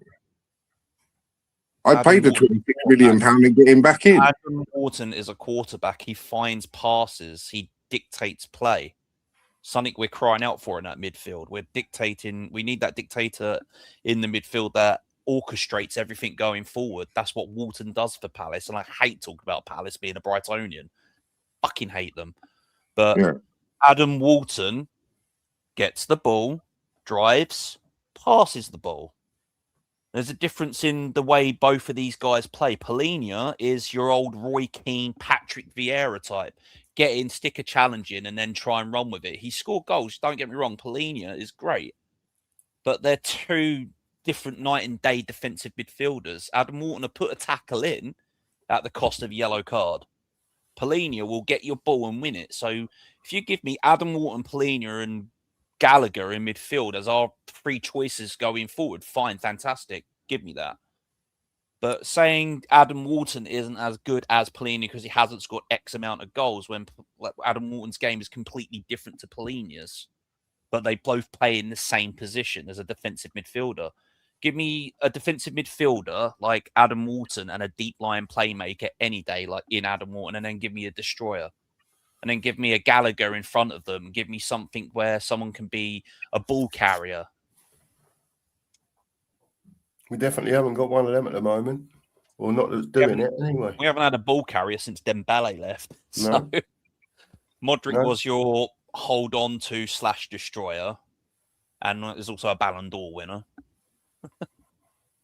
The thing I'm going to say about the youngsters as well is, right, I know, like, everybody says, oh, we keep buying youngsters and they're not good enough and they need time to develop and stuff. But, like, they've had 4 different bloody managers since they've come into the club. Do you know what I mean? So how are they going to develop if we keep chopping and changing managers and different styles and stuff? Do you mean Archie Gray has been asked to like play every single position? I'm surprised he didn't even play goalkeeper yet. Do you know, or striker? Do you know what I mean?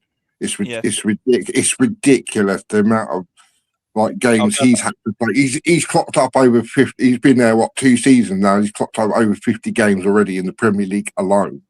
Do you know what I mean? That's absolutely nuts. And he's not going to develop properly until a manager is given time to work with him. And I this is why I say it is imperative that, I mean, we've been linked with all these players again, but they were players that we were after in the summer, like last summer and January. And I'm like, the one thing that's bugging me, and I think it will bug every Spurs fan, and we've all thought about this for ages, really, is the fact is De Zerbi getting a say on these signings? Because if they've gone to him and said, we want this player, what do you think? And if he's gone yes, then fine. If he's gone no, and they've gone above his head anyway, this is where we're going to have the problem, and we will see at the start of next season whether or not he's said yes to these players, because it will tell you a lot if they don't start or they're not being played a lot. Because we've seen that with players in the past. Do you know what I mean? Like Tell, we signed him last summer. Frank barely played him. Do you know what I mean? So it was kind of like why Tell was brought was because of backup too, and then the only reason why Tell's in the team this year is because of X amount of injuries too. Yeah, because if Maddison wasn't injured, if this player wasn't injured, do you really think Tel and Odebear would be sniffing around the first team properly playing? No, they'd be getting 5 minutes there, 5 minutes there, 5 minutes here. The only reason that these two are in the team is because our better players, even though as injury crocked as what they are injured. And then we got to look at the whole Real Madrid investigating the pitch thing. We got the same pitch as Real Madrid from the same company. So no wonder why this has been investigated. I can even tell you now, playing on 5G pitches, 4G pitches, 3G pitches, it's not natural for these players really to be playing on. You go back 30 years, people were playing on grass and mud pitches. Oh, yeah, 100%. You weren't getting injuries the way they are in modern football because of pitch. You know, you get a bleed of both, and it doesn't really work because it's not meant for the human body to be running on plastic. But even the NFL lot have said that they've had injuries when they played on the NFL pitch at the Tottenham Hotspur Stadium. Do you know what I mean? So it's kind of, it's not just a footballing thing; it's an actual NFL thing as well. Like I said in another chat a few months ago, before this was all brought up, you watch there'll be an investigation into the pitch because Real Madrid's players are dropping like flies. All their better players are dropping like flies, and no wonder why they started losing out in the league to Barcelona, because Barcelona haven't got that same setup of that pitch that Real Madrid have got. They've got an old-fashioned pitch. You look at any of the old-fashioned pitches, you really see, like in the Burnleys, the Leeds, and all this lot. They haven't got these polyester plastic mixed pitches with grass. Yeah, it's just these players going down getting injured the way they are. It's because of this material these players are playing on, and you're wondering why our players are dropping. But that's not true. To start with, we can't determine that's definitely the case. The fact is, we played on that pitch for however many years.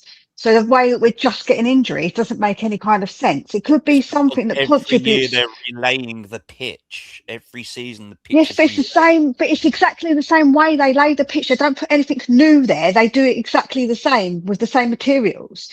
So the point is, it's been the same materials since we got at the stadium. So it doesn't make any sense. It could be contributing to it, but they spend most of the time on the pitch, obviously training. It could. I think it's to do with their training. I think it's to do with their fitness, the amount of games that they've been playing. I think it's all contributing to it. I don't think it's just the pitch, because that just doesn't make any kind of sense. Too, Madrid done it. We're but they've only just got every NFL team that's played on our pitch. X amount of players have ended up 5-6 month injuries after playing on our pitch once.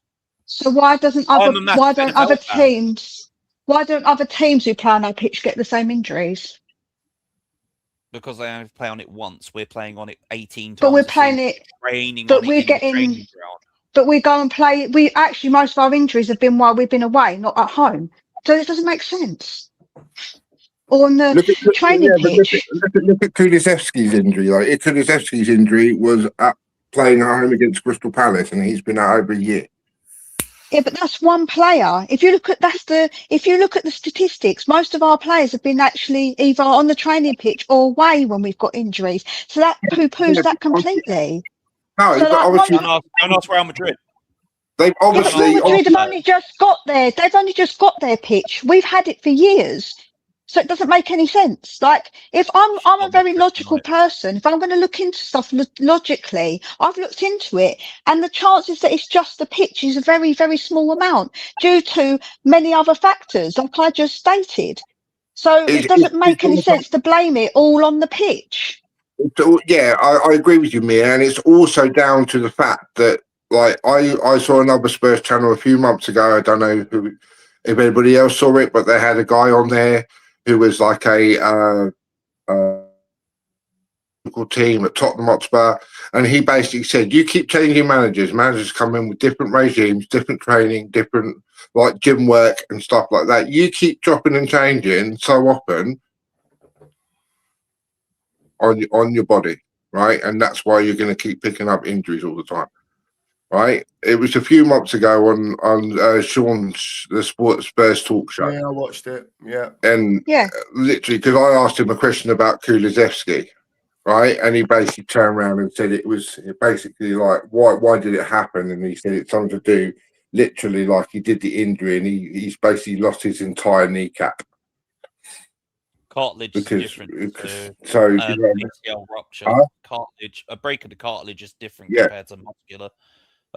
Injury but like that they basically said they had never seen it. They'd never seen an injury like it.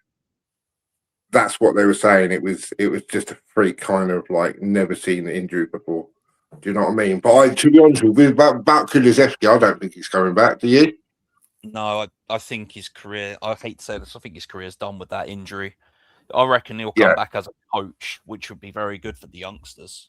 But playing time, if I ever see that guy kick a ball again, I'll be worried about his leg. Yeah, it's just like how we always used to worry about Darren Anderton. Play a couple of games. Have that running joke. I think Anderton left at the training ground.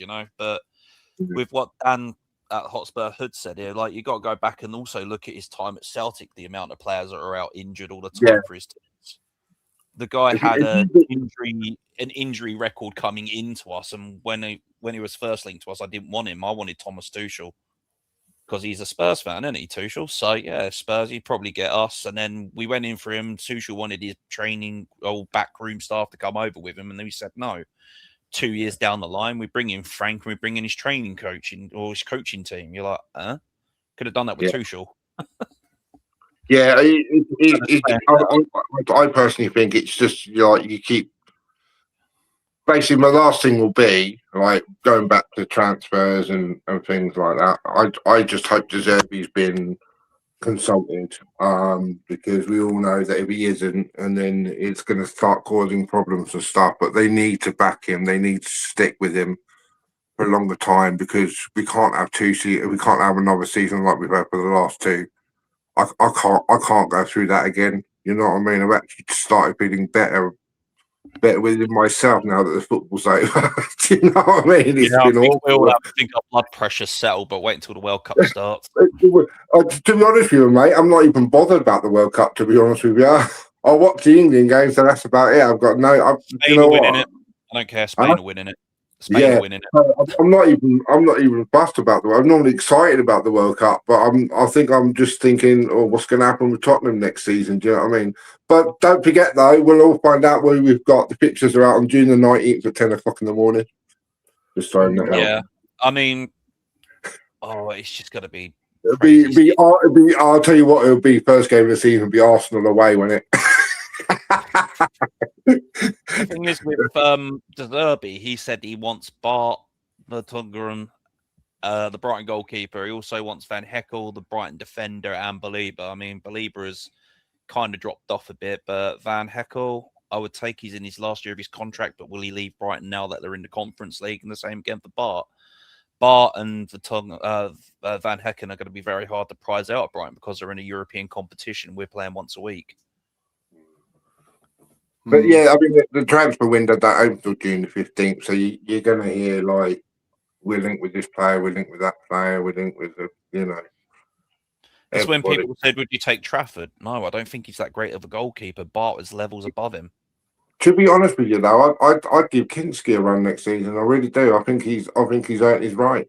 The last 7 games, he's earned his right to be there and to start. I think you don't get good backing from Petr Cech saying he's the next big thing coming out of Croatia, not Croatia, Czechoslovakia, or wherever.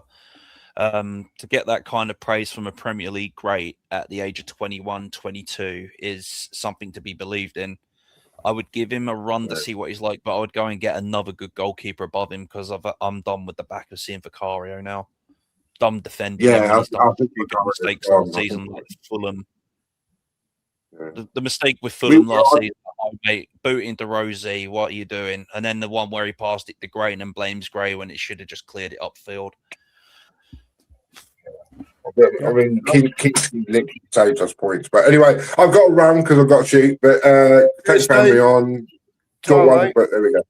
All right, no worries, guys. Take care, everybody. Have a good day. See you soon, mate. All right, no worries. Mate. Bye-bye. Bye-bye.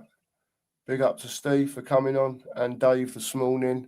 So, look, guys, just to broaden it out a bit, let's just say, what do you two, and whoever wants to go first, in an ideal world, yeah, but being realistic at the same time, if we can do that, what's most important for Spurs? Is it the forward line? Do you want to see that number 8 come in? Are you worried that we haven't got a number 10 at the moment? Obviously, Maddison will be back for the start of the season, we'd hope. But are you going to see the same James Maddison after that injury? Where are you guys at with it as far as, what's really required like now in this window?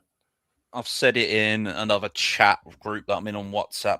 Sort the spine of the team out from your defensive midfielders and your midfielders. Then start worrying about what we are truly missing. We do need good wingers. We do need a better striker.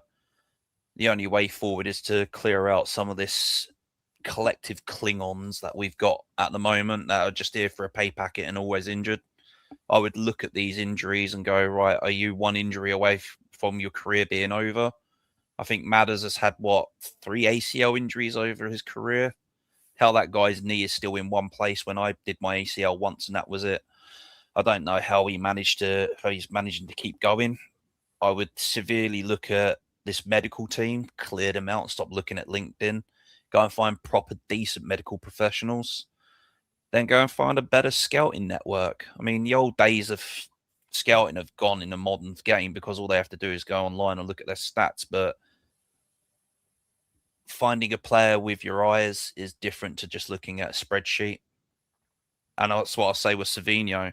Stop looking at the stat sheet and look at what he actually offers on the pitch. Yep, fair play, Corey. Where are you at with it, Mia?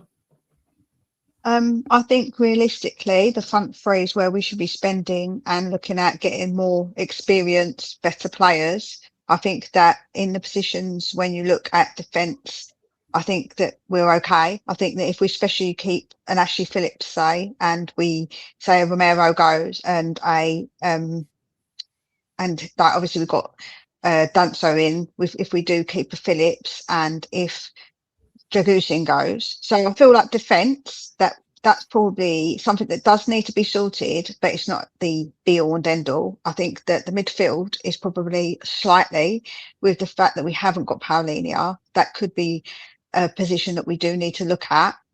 And also, like I say, Maddison, but again, I just don't think they're going to see that as a major emergency. And then, yeah, for me, the front three are vital. I feel like that we need to get quality players that can score goals. I don't think that what they can do on the ball is fantastic if they've got no end product. So for me, it has to be someone with some end product and of a decent age, like 24, 25, a bit more about them, that they actually do score goals. Because I feel like, again, like I say, that's important for me, because Savinho, in my book, is still a younger type player that we shouldn't have to rely on. And when we look at him, I just don't think he's got what we need right now, personally.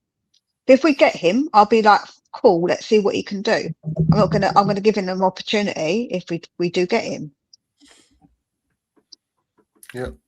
Fair play, Mia. Dan's in the house. Are you on the third coffee now, Dan? Well, will be. I've had my 2 coffees. Beth! Again, Dan, congratulations to you and your missus, mate. Cheers, mate. Appreciate it. There you go. Big up to them for coming on. I'm sure you've been earwigging Dan. I've seen a few comments in the chat. Where are you at with our little chat this morning on the subjects that we've been partaking in, shall I say? I think we just have to be realistic about a lot of things, and I think a lot of people are making excuses and trying to make reasons as well. And reasons and excuses can be the same thing, but 2 different things at the same time. I think a lot of us just need to accept that 70% of this squad is just not good enough. Stop making excuses for the younger players. They're just not good enough. Whether he's 18, whether he's 25, whether he's 22, whatever. If you can't do the bloody job and you can't do it properly, you get the sack. Or they got to go on loan. Stop justifying the crap that we've got. Stop trying to make it right. Stop trying to come up with reasons for the injuries and excuses for the injuries. Well, reasons would be better, but excuses. I don't think the pitch is a problem. I totally agree with Mia. It might have a little say in what goes on with certain things, but we weren't getting these injuries 4 or 5 years ago consistently on that pitch. The wear and tear on the pitch, though, over years, X amount. I know we got a retractable pitch as well for the NFL lot, but when NFL players every year are coming over and playing, mate, and getting injured, and you see them out for 6 months because they played once on our pitch, mate, it's a bit. People play on a lot worse pitches in the Premier League. Look how people used to play and not get injured. Don't you ever think it might just be the point that players are just more brittle now, and it's down to the training, and they don't get the right training for what they're actually got to do on the pitch these days. It used to be you was a footballer and you had to be physically strong with it, and then you had to be an athlete. These days, it's about being an athlete and then being a footballer. I don't think they focus on the right training and where the style of football. Some of these older managers should know this nowadays, then, shouldn't they? Well, you'd hope so, but obviously I don't. I mean, Angie's your prime example there. The injuries we started getting when he was the manager was exactly the same injuries they started getting at Celtic. Oh yeah, there you go. They had a lot of muscular injuries before the ACL. So is that down to the pitch, or is that down to his style of training? I would say That was down to his style of training and ethos. his style of play. I think then some of the also the players are pitches just there- brittle. So I was going to say, well, to say that with Ange, it's his training system, yes, but then down to some of this modern pitches that these players play on.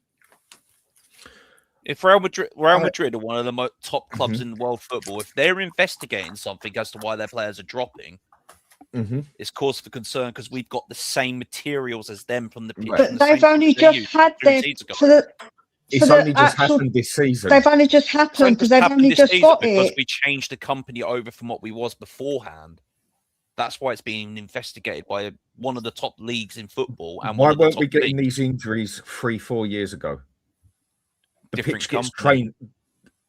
Well, a minute ago it was because the pitch is wear and tear. The pitch gets trained. Wear and tear, the pitch gets changed every season, or is it even twice a season that pitch gets actually changed? It's just so illogical to blame the pitch when, like I said to you, most of our injuries have been not on that actual pitch. It doesn't make any kind of sense. Just as many as our injuries have been on other pitch.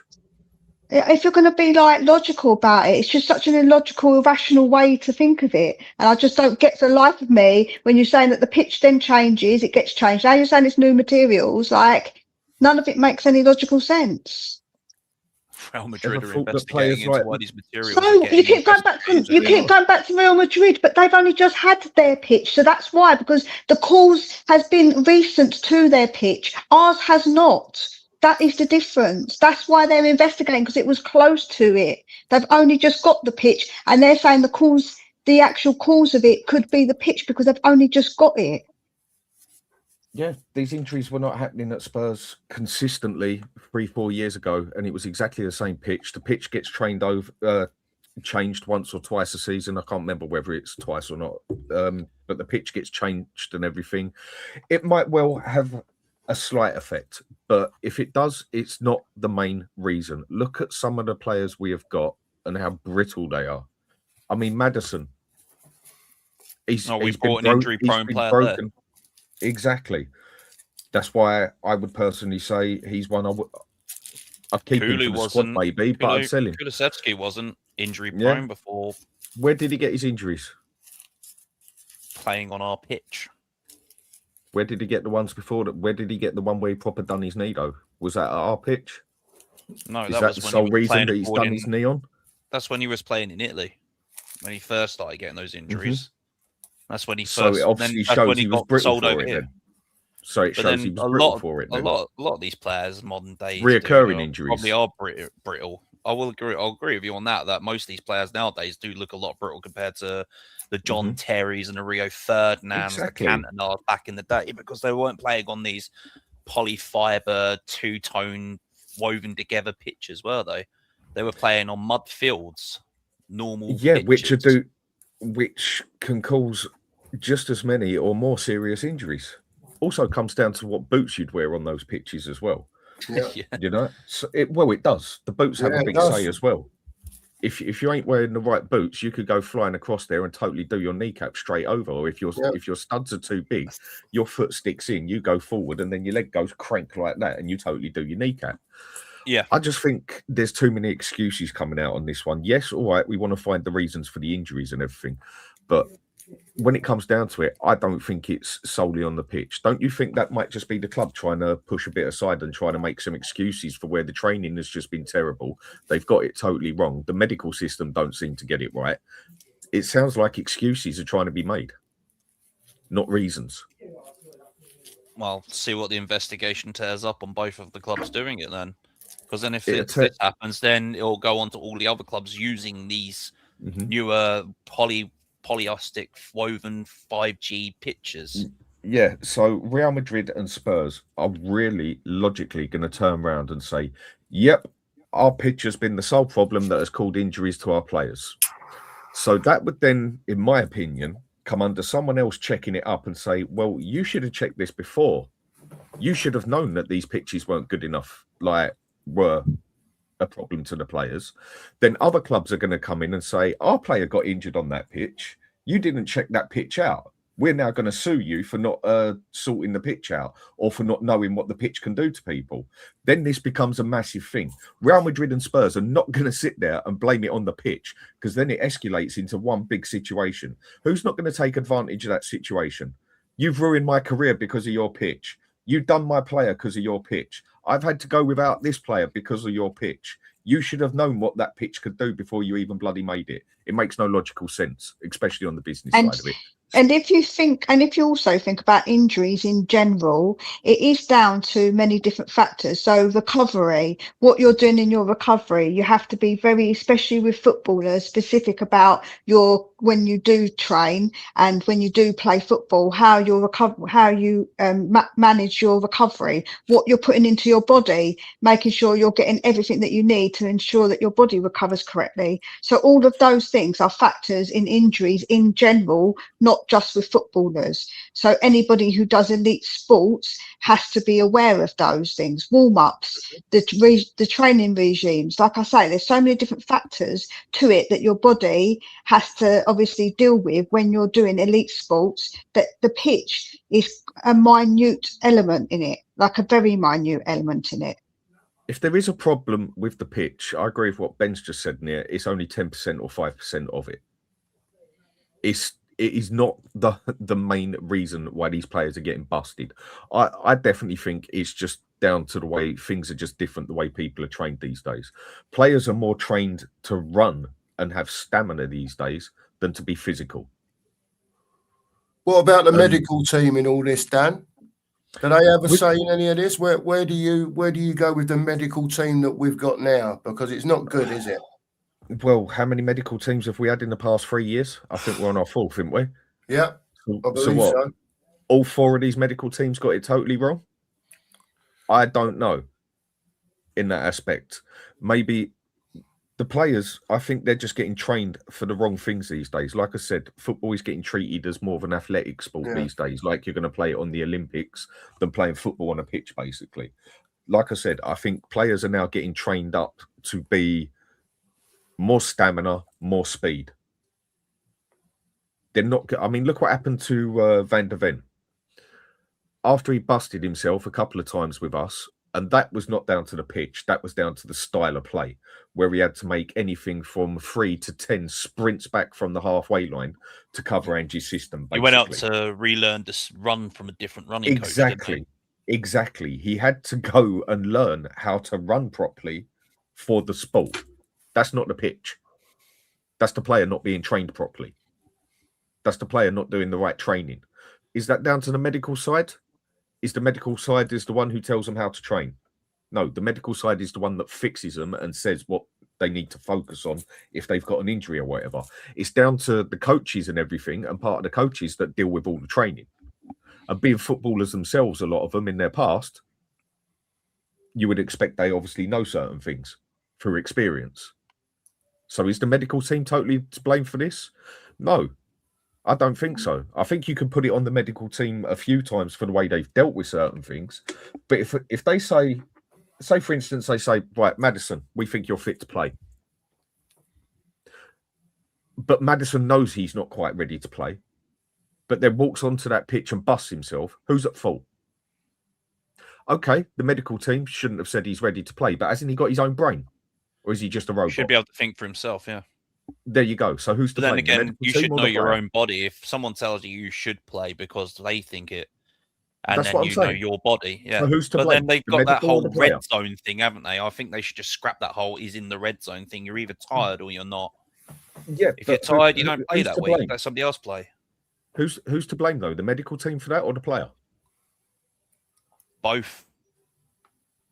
The hamstring issue before he joined Spurs, he had one injury playing in Germany, VDV, one injury in the seasons he was at, where I can't remember the bloody German team he was at. But if it was a hamstring, then obviously that could easily be aggravated again if you're not dealing with it correctly, right?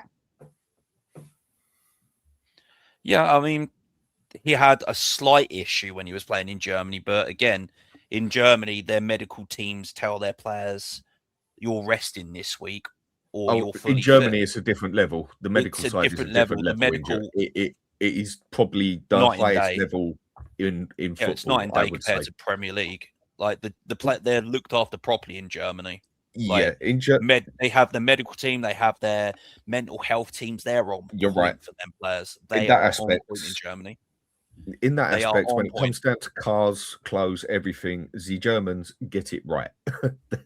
They go for perfection, basically. They don't just go for that will do. That is just how Germans have always been. I mean, like Ben says here, the thing with Savvy, they told him to stay on the pitch and run off a ruptured ACL. I totally agree. But then shouldn't he have just sat down and said, bollocks, I ain't doing that because I know my own body? I would have sat there and not moved. Get me off the pitch. There you The go. only So, thing I would say about that is that he had adrenaline running through his body, so sometimes the pain cannot be as clear once you kind of can't like sort of sat for a bit. So maybe he didn't realise. That's the only thing I would say. Adrenaline go, only but- kicks in for about half an hour up to you're injured, really. Then you start feeling the pain. He should have just sat his ass on that floor and went, I'm not moving. I agree with the adrenaline side to an extent, but if you've done your ACL good and proper, or you know that is on the way, you feel that shit. You know your body. Yeah, no, I there do. is something I do not get right that. there.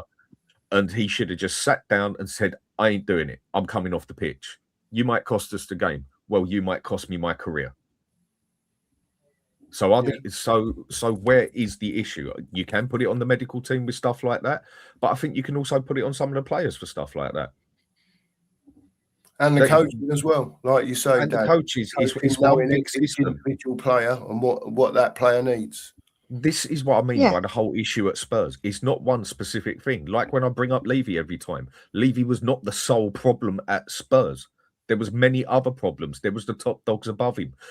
Anything from the players we had, anything from the fans we've got, anything from just the whole system at Spurs is screwed. Whether it's medical, mentality, whether it's owners, whether it's fans, everything is tits up at Spurs. For me, there is not one specific reason. The main reason Spurs are what they are is because of the owners and the fans. They're just as bad as each other, in my opinion. 100% on that one, mate. I mean, it trickles from the top down, don't it? And I'm starting to sit here and think, I was Levy out this and that for 18 years. Now I'm starting to sit here and think, hang on, was Levy the scapegoat all along now? I feel sorry. I don't feel sorry for the guy, but I'm sitting here Not the thinking, scapegoat all along, not at all. He was a big part of the problem, but he wasn't the problem. And now that he's not there, and we will see at the end of the summer, I will be accepting my apology forms when everyone called me a Levy lover, because I said that there's somebody else at the top that's higher up than him, and that he's just a mouthpiece and he's the one that obviously gets told what to do. I'll accept them right now, because a lot of people did say that to me, Dan. A lot of people call me Levy lover, etc., because I was just trying to be reasonable in my thought pattern and saying, actually, hold up a sec, hold on. There's people above him here. He's just a mouthpiece and he's getting told what to do. And he only owns a very small percentage, so he doesn't get the say in stuff, because he actually owns such a small percentage. So the final say goes with people who own the most. 30% isn't a small amount, and no, but it is when it's problem than what you're. I think he's a bigger problem than what you were saying. But I don't think he's the problem that everyone made it out. He wasn't a small issue. He was a big problem at Spurs. Yeah, no, he was an issue. With the way he dealt with a lot of stuff. But then the other side that I don't think people look at is, did he screw most of them things up? I think he screwed a lot of things up on the football side. But then was there a lot of situations where he was like, right, that's the money you've got and that's all you're going to be able to spend, mate. Deal with it. Do what you got to do. Do what you can do. I think there's more sides to it than one. And I think a lot of people, again, at Spurs, we are very good at trying to find excuses and trying to slam reasons on things and not accept that it's not just one problem. The whole club, the whole structure, everything is just a total tits up. Custard. Yeah. As my cousin what I was saying about the 30% is in majority stakes hold wise. That's not a majority hold if you've got 30%. That's why when they said about Levy selling his stake, that a lot of people wouldn't want it, because they don't actually get any say, because it's not a majority stake is what I meant, not a small stake. The top dogs were above him, and at the end of the day, what they say goes. But yeah, that's right. But he definitely gets his money out of ENIC as well, if they sell up and everything. So he wants the best on the business side as well. So in a lot of things, I think he was a big problem. But again, he is not the only problem. And this season has proved it, that he is not just the only problem. I mean, January, I think, was a prime example. I personally think at least with Levy there would have been a chance he might have been a 2-bob player as well as Conor Gallagher that we got, that there would have still been another player or two put in there, whether it was loan or whether it was scrimp and scrape. These fellas didn't even try. These fellas just sat down and said there was nobody good enough. There was nobody we could get. They were being lazy with it, Dan. Would have done that. Exactly. They were being lazy with it, mate. They just didn't want to fucking spend the money. Let's not kid ourselves here. They were waiting for free transfers to fall into place. I don't think they realised the problem, how deep it actually was. I don't think they actually thought that it would get down to as bad as it did. It's been systemic for over nearly 18 years now. I was leaving ENIC out the day Yol was sacked. That's what told me about this ownership. But then the ownership come out and said when they brought us 26 years ago, we're here to make money. That should have been the first red flag for everyone. So if you can bring in cheap players on cheap wages and make profit off this lot, and you're renewing your season ticket every year at like $3,000 a year, then you've fallen into the trap. I mean, I've got no problem with season ticket holders whatsoever because a lot of them are friends of mine as well. You know, we all know each other. We all talk each other daily. But this has to come to a point now where fans have to wake up and realize it's the ownership, top to bottom. And then we're left with very average players at best now. Your prime example is, okay, protests aren't for everybody, yeah? But again, I always bring up the protests and the Spurs supporters. I stood there with a maximum of another 149 other Spurs supporters protesting what was going on at Spurs. Round about 52 to 55,000 just walked past us. Nothing. Yeah. Now, I know protests ain't for everything, but I'm pretty sure at a place like Chelsea, like we actually did see, and other clubs, Arsenal, like Man we did United, see, Liverpool, Man United, Liverpool, Newcastle. Yes, they had to fight for many years to get what they want, but at least they had the bollocks to get down there and do it. This is where I have a severe lack of respect for the Spurs fan base in general. I think we are one of the most weak, brittle, whinging fan base out there, as all it does is moan and moan and moan and won't even turn up to a bloody protest. Yet they're quite happy to go there. With you, my friend. I didn't say you haven't. I'm saying in general, yeah. When there's only 149 standing there and 55,000 walk past, it tells you something. But and you then, know, you want to see your team play, but then to go down and then spend all the money inside the place and everything else in that when there's a pub just round the corner. Yeah, the fans don't seem to care. Joe, I would say that go there, watch the football, and go home.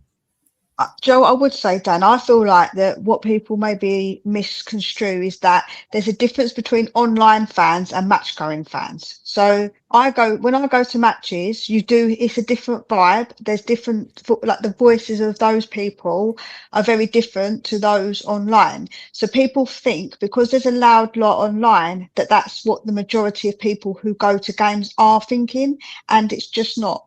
And I don't think that, I just don't think that it's reached their ears, or that they maybe, like you say, maybe they just want to go to games. Maybe they do just want to go to games. But that's my point. When I speak to match-going fans, it is a very different feel to, like I say, the ones that I obviously interact with online. And I think that's the difference. The match-going fans are more just there for the game, and that's it, basically. Yeah, I think that a lot of fans, when I go to matches, I talk to a lot of different people. I'm quite chatty, nice. I always chat to people when I go. And when I speak to, yeah, not at all. When I go games, a lot of people, they're not even aware about this whole ENIC thing. Like, a lot of people are like, ENIC, yeah, don't really know much about that. I come for the game. Do you know what I mean? Like, a lot of people, they do go for the games, and that's the thing. And a lot of people there are a lot more go on. So then, Mia, with that, are you suggesting that we basically have a stuck-up fan base, a pretty rich fan base that just goes there for the game and just genuinely really doesn't care what happens after as such?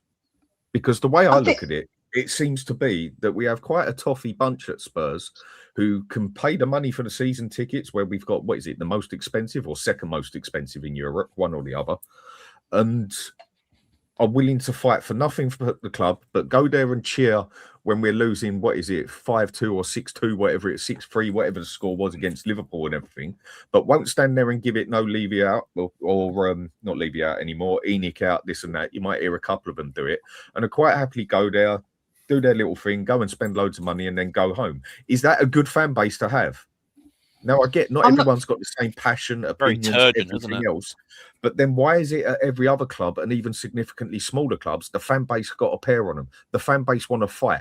The fan base want what is best for what they supposedly love, as in a football club.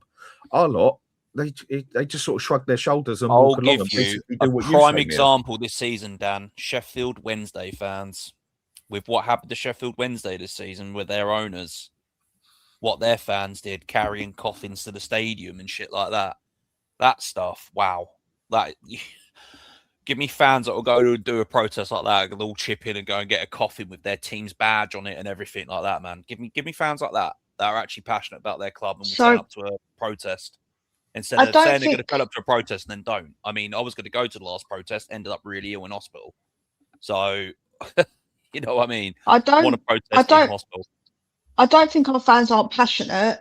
What I would say is that a lot of fans do, like, they go there and they're very passionate about the team and maybe, like I say, not as invested in anything but the team and and like them doing well. And the whole ENIC thing isn't something that's in their zeitgeist. As I say, the online fans are very different, and that's because they're obviously speaking to a wider load of people than when you go, like, people who do get to go to games, because that portion of the fan base isn't everybody, right? Because it can't be afforded, or it's not always easy to get to home games, etc. And I don't think our fans aren't passionate about us, because when I speak to them, I speak to a lot of very passionate fans, people who do really love the club. But it's just All about talk, no maybe. action. All talk, no action, basically, then. I don't think it's all Is talk and no action, because everybody views things in different ways, Dan. So you've got to understand different perspectives. So because see, when people leave ENIC out, they maybe see it only from their perspective, because they're very much entrenched in the fact agree that that. they are ENIC out, and maybe not understanding that not everybody's perspective is the same. So I like, agree. I'm coming at it from a different kind of point of view, perhaps, than other people.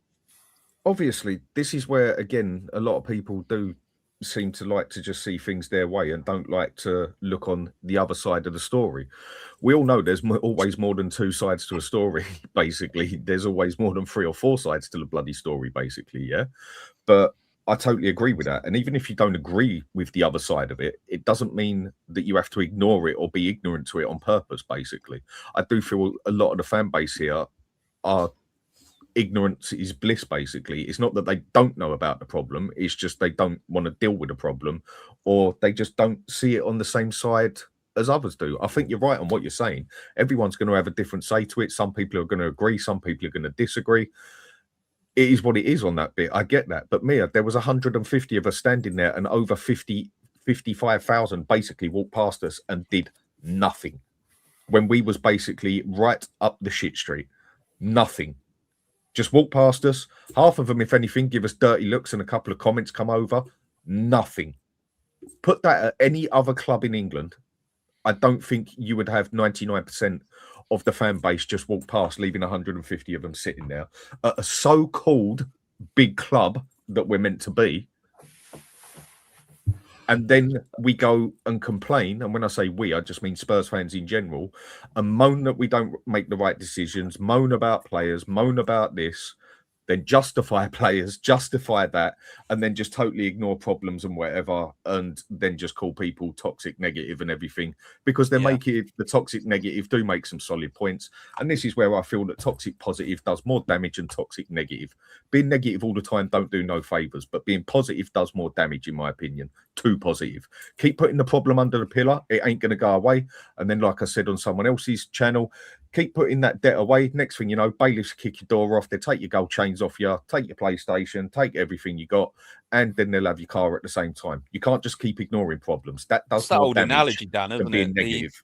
The three monkeys are see, speak, and hear no evil. That's what we're fucking doing as a fan base, isn't it? Don't want to see it, you don't want to speak about it, and you don't want to hear about it. And it's just getting to a point now where some fans are just so fed up with it that they get called this, that, and the other. when you're Again, out though, protesting to try and make change. It's just like, if you want change, do something positive about it with the protesting. again, though, I think it's about perspective of what people expect of the club, what their view of the club is, and what they expect from us. Joe, like I feel like again that also comes into it. There's a lot of obviously older generation fans who think differently to maybe younger fans. You know, like again, it's hard because would there's have so thought many fans. the older fans, me, I would have thought they're the more passionate ones about it because they saw Spurs for what they claim what they were, as a big club winning cups once every 10 years, to a club that basically does nothing. I agree, but maybe that the So, older but again, fans, go on. maybe the older fans have been like, they're tired, they're older, they just want to go see their club play. Like, that's what you've got to also understand. Because I spoke to a guy who was like 88 before, and he was going, he was sitting down on the bench waiting for his train, and he was a lovely guy. And he, you know, he used to go in there, sneak in when he was a kid. So it's again, it's just different, isn't it? Like different people. And the fact is, you can't blanket everybody the same. Like you can't put everyone under a blanket statement is my point. Because I feel like everybody is so individual and different with how they view the club and their expectations of the club, that online fans seem to assume that everybody is maybe the same, and they're not.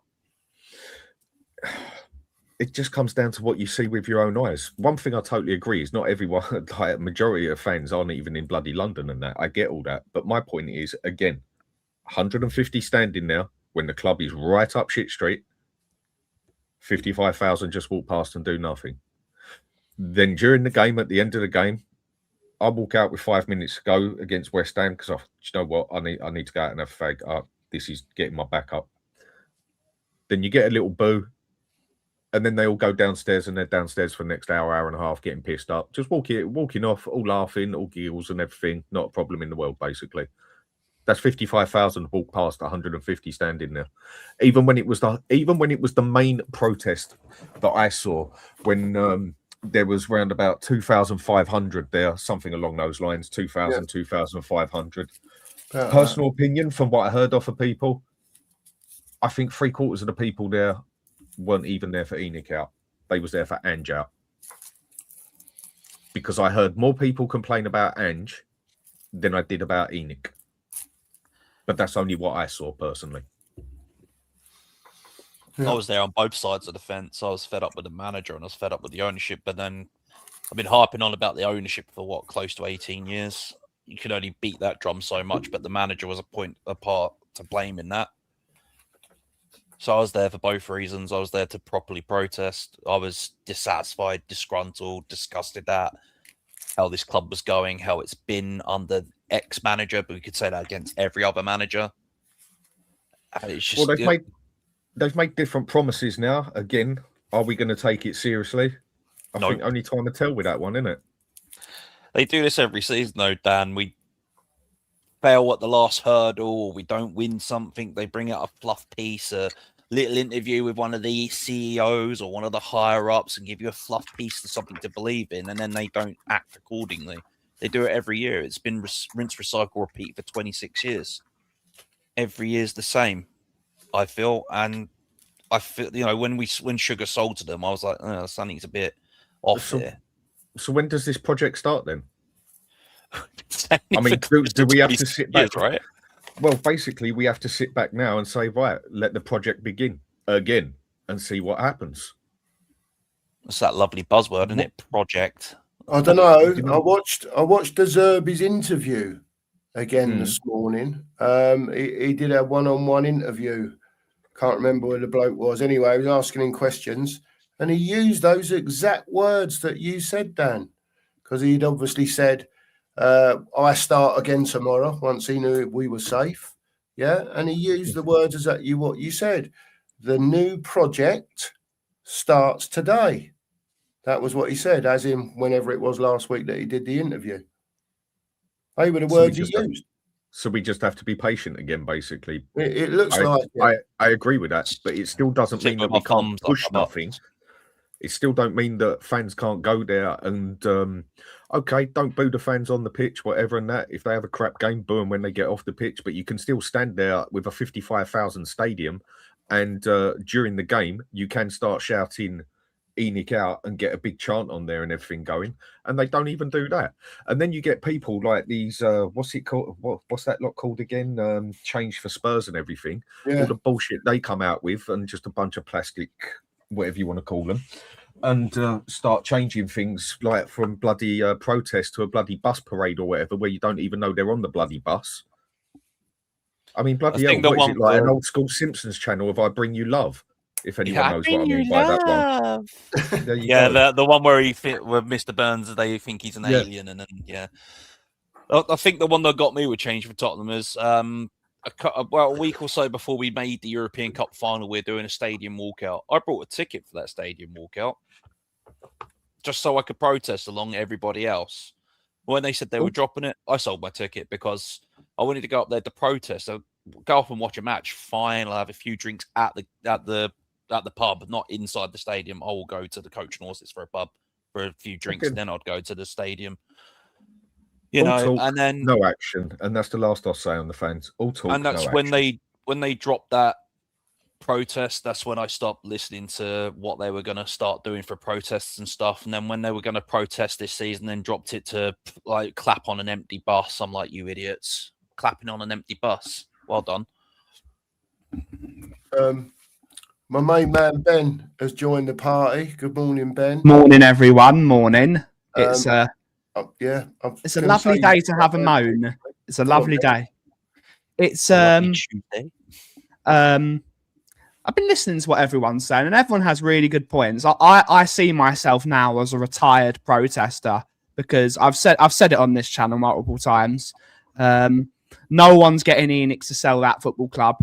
You don't spend 25 years building a money printer and then selling the money printer. You've built a money printer. You don't sell a money printer. No one in their right mind would sell a money printer. Especially now that the Lewis family have now got control of the money printer. Mr. Levy has built them a money printer over 25 years of the club. And that now they want it. Because why wouldn't you want a money printer? If you can get your hands on 70% of a money printer, you bloody take it. I want 70% of a money printer. Yeah. Someone else can have it. I'll share the 30% amongst you lot. It's everyone's saying the word patience, and patience is a really good word, and it's also a word that Spurs fans are really upset with because they keep on getting told patience, and you've got to earn patience, don't you? You've got to earn time. And one of those things was, particularly with Thomas Frank, that people said to him, they need to give him time. Well, you've got to earn your own time, don't you? You've got to earn time. You can't just get time, especially in a multi-billion pound business that's been around for 130 odd years, 130 years. I can't remember the exact age, maybe 140 years. 1882, do the maths. It's too early. I need a third coffee for me to do maths. When a business has been around for that long and it needs to turn over, it needs to turn over 7 million quid every time that stadium opens. Otherwise, they're losing money. There isn't time. Time is money. And as Dan says, it's a dog-eat-dog world. It is. When you've got to earn money, times are tough for any business. Especially it's really funny. In times are tough for two types of businesses now. The enormous businesses, because they've got all the national insurance contributions and all that nonsense, and tiny businesses are destroyed as well because tiny businesses don't have a say over anything. So it's a lose-lose situation for Tottenham Hotspur Football Club. But what it gets down to, Cookie, what it gets down to is the football club just needs to buy better footballers. Yeah. It just needs to buy better footballers. And if I bring it back to the football side of things, they just need to buy better footballers, and then people won't be putting so much pressure on them. If Spurs were buying proper footballers and falling short, you can say the players got it wrong. They fell short. But the problem is, it's a chain of screaming in the words. But a lot of fans justify the crap we buy, Ben. I know they do.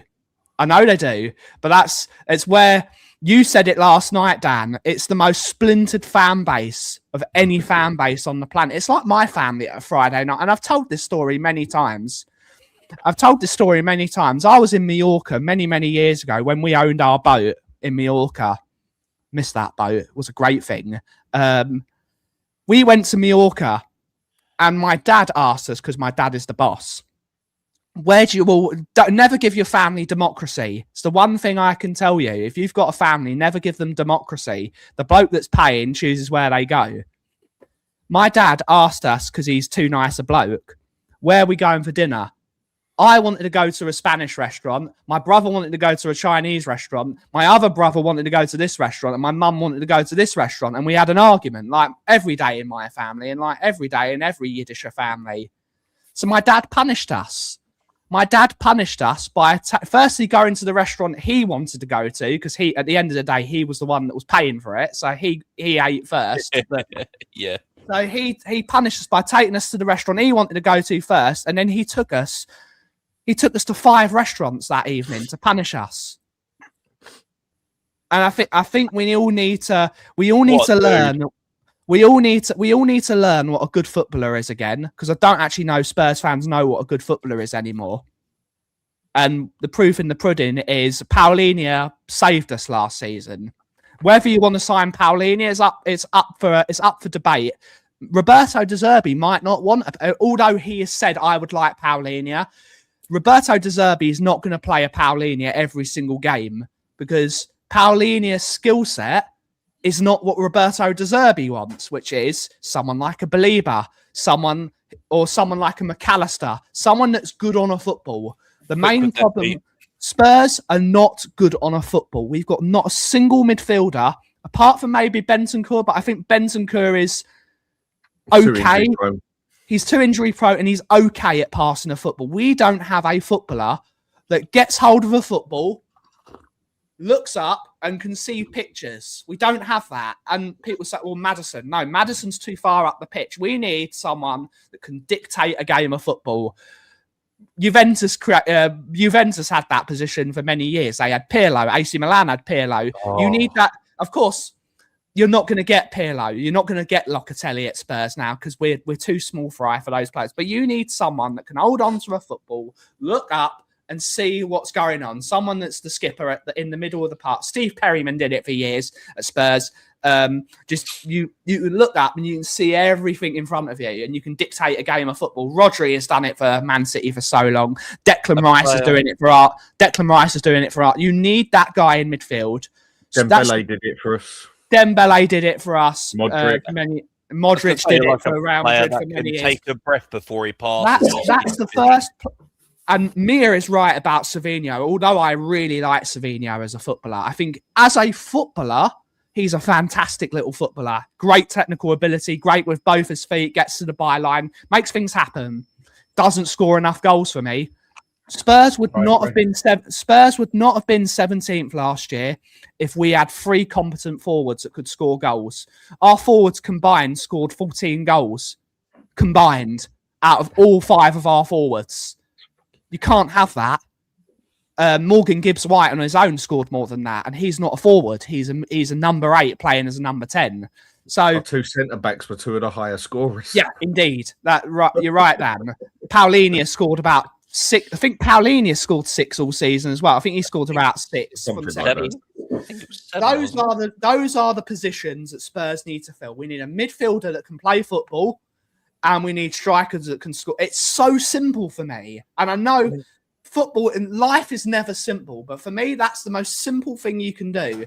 Strikers and forwards that can score goals, and midfielder that can pass a football. That will fix Spurs. But will Spurs do it? That's what I mean. If you go by history, we don't ever bloody do it. Strikers at the moment are the hardest things to get, because 9.9 out of clubs in the way football has changed over the past 20 years play with 1 striker. Yep, and also you spread the goals around the team, don't you, Dan? Yes, you spread the goals around the team. Everyone played a 4-4-2 or a 4 either way. There was 2 strikers on there, so you needed 4 strikers at your club, or a minimum of 3 to get the circulation in there. You needed 4 strikers if you wanted to play with a 2. Sure, every position covered, and Teams just don't play that way anymore. Very, very, very few teams play that more. They more rely now on, like what you said. I mean, some teams have even won it without even using a bloody striker. I mean, that's pretty much what PSG Barcelona did. for many years. Barcelona. Yeah. Man City did it. PSG did it. Inter did it for a while. But then again, you go back in history, a lot of clubs always had 3 to 4 solid strikers. Now they're few and far between.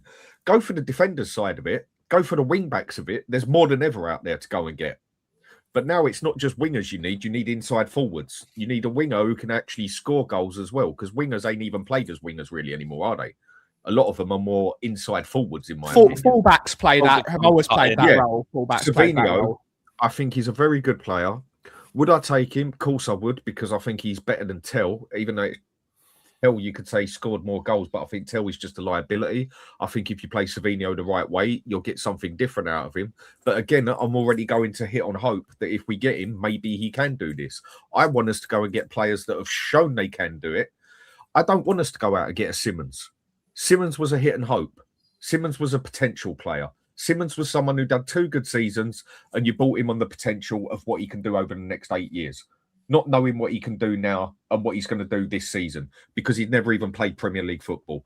And every type of football in the league is different. Some people can handle a Premier League, some can't. Some can handle Spanish, some can't. Some can handle Italian, some can't. Some styles just don't suit certain players. So again, Simmons, you can say pretty much a lot of players from abroad you get is a hit and miss. But a lot of them make it. I would say though, Dan, I want established players. I want the players majority of the games we won, Dan, were with Xavi Simmons in the were with Xavi Simmons in the team. Right, Xavi, you're absolutely right with Xavi. You're absolutely right. He's not an English 10, in my opinion. I think personally, if we go and say, for instance, go put Kudus in the middle, got ourselves someone on the right, go stick Simmons out on the left, I still think there's a chance that Simmons was actually bought to replace Son. And then Madison happened and everything else. Yeah, I said that as well a few months back. In Germany, if Spurs mean it this time, if they really want Morgan Gibbs-White, if they really want him this year, and I would love to have Morgan Gibbs-White. For me, he's the perfect number 10, number 8, because he's versatile, he's strong, he's quick, he's athletic, he's got all the attributes. He's good on a football as well. He's got all the attributes. If you really want him, make the deal. You had the chance to make the deal for 60 million last year and you fucked it up. They fucked it up because they couldn't even read.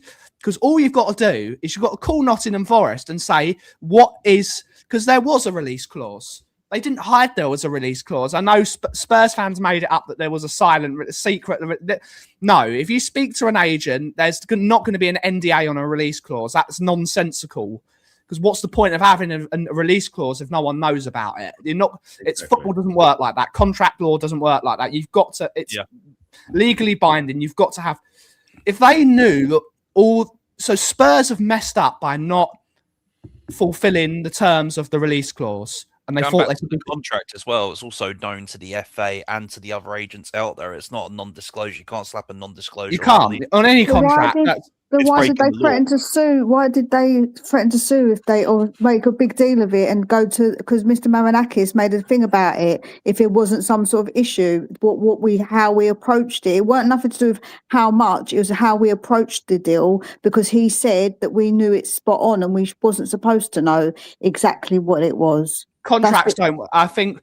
But that's Nottingham Forest are now saying something different. After that. No. They said afterwards that we didn't fulfill the whole release clause. They have said that in public. They've said that we didn't fulfill it in public. So if we didn't fulfill it, why was he ready to come to us? If it was already fulfilled, because he was ready to come to us. Everyone was saying that it was a done deal. So it must have been that the deal was exactly what they needed to fulfill it, but something else happened.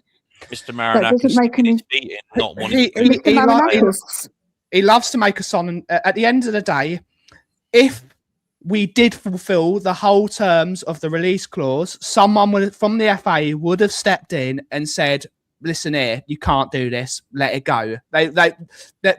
we can't have fulfilled it because Morgan Gibbs-White would be a Tottenham player. If we fulfilled They can, because it depends on what the release clause said, because there could have been something else in that release clause. It weren't just about the money. Otherwise, Mr. Marinakis wouldn't have stepped in and been able to step in, because otherwise, they wouldn't have been able to. So that's the fact, is there must have been an issue with what was in the release clause. Everybody said it was done. So it must have been something he thought was done, not right.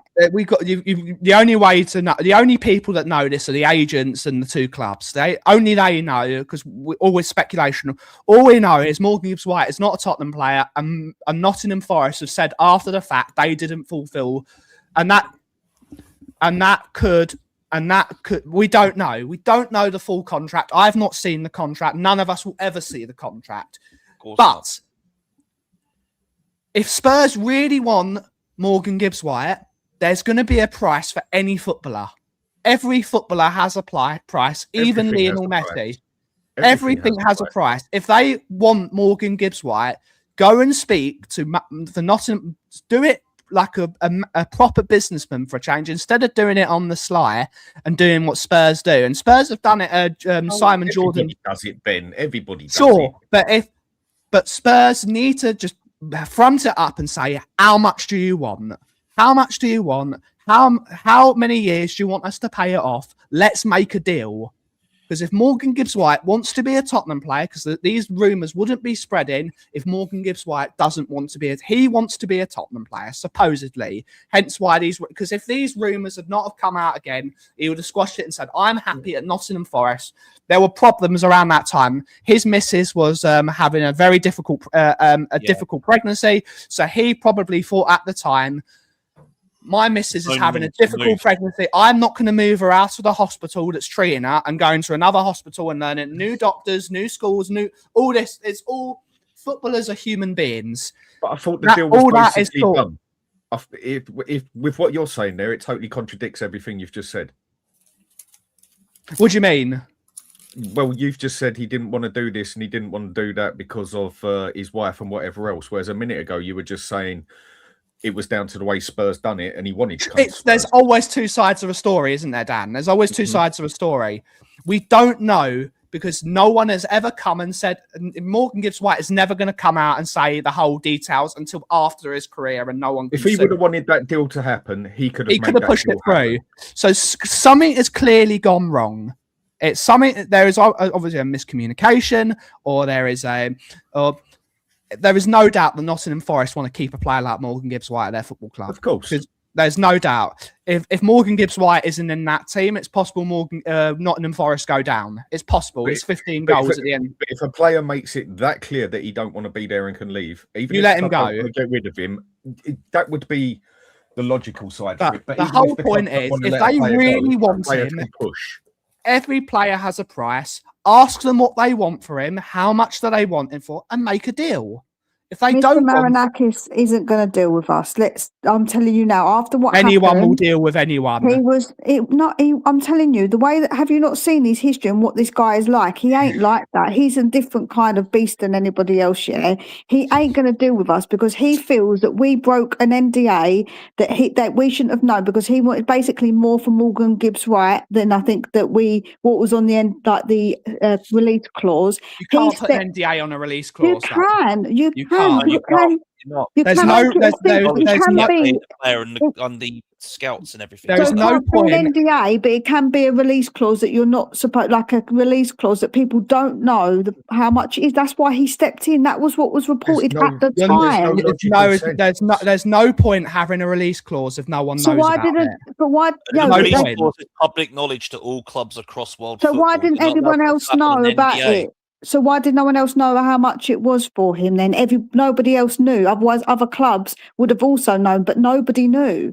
That's the whole point. If you look it up, what happened, he didn't. There was a release clause. He stepped in because he felt we got that release clause. How much it was exactly illegally. I spoke to his agent.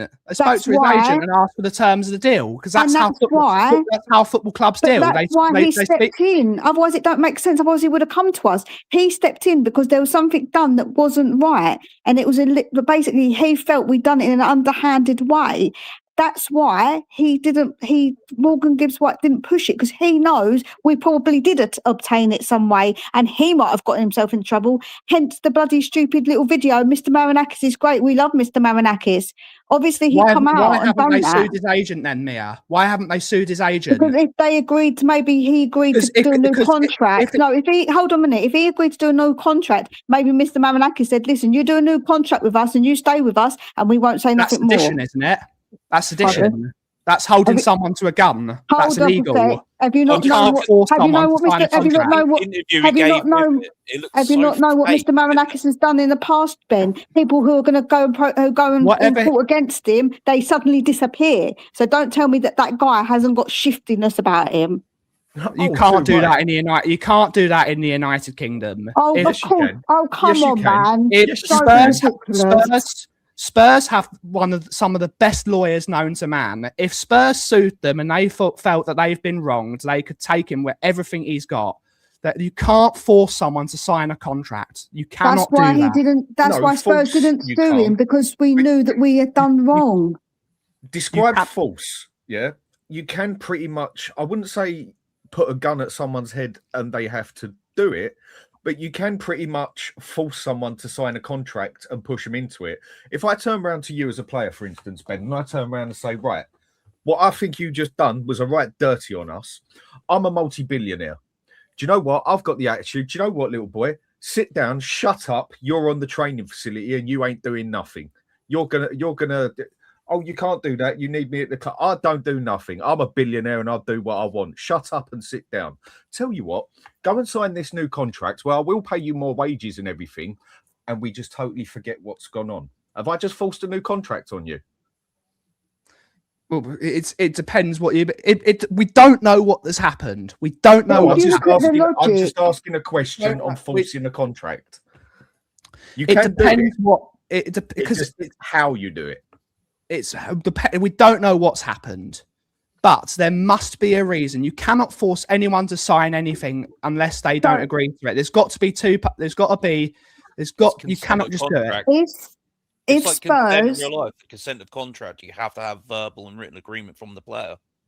And if the fact is, if we thought that we hadn't messed up and that we didn't obtain it somehow that wasn't right, we would have sued them, and we did not. Why did we not? Because we knew that we probably did obtain it in a dodgy way, and so did Gibbs White. Hence why he signed a new contract. His missus was in a bad way with her pregnancy. He didn't want no more drama. He signed the contract and said, "Okay, we'd say no more," because that would have put more drama on his head while his baby was in, jeopardy in a way. So that's why that makes the most logical sense to why it didn't happen.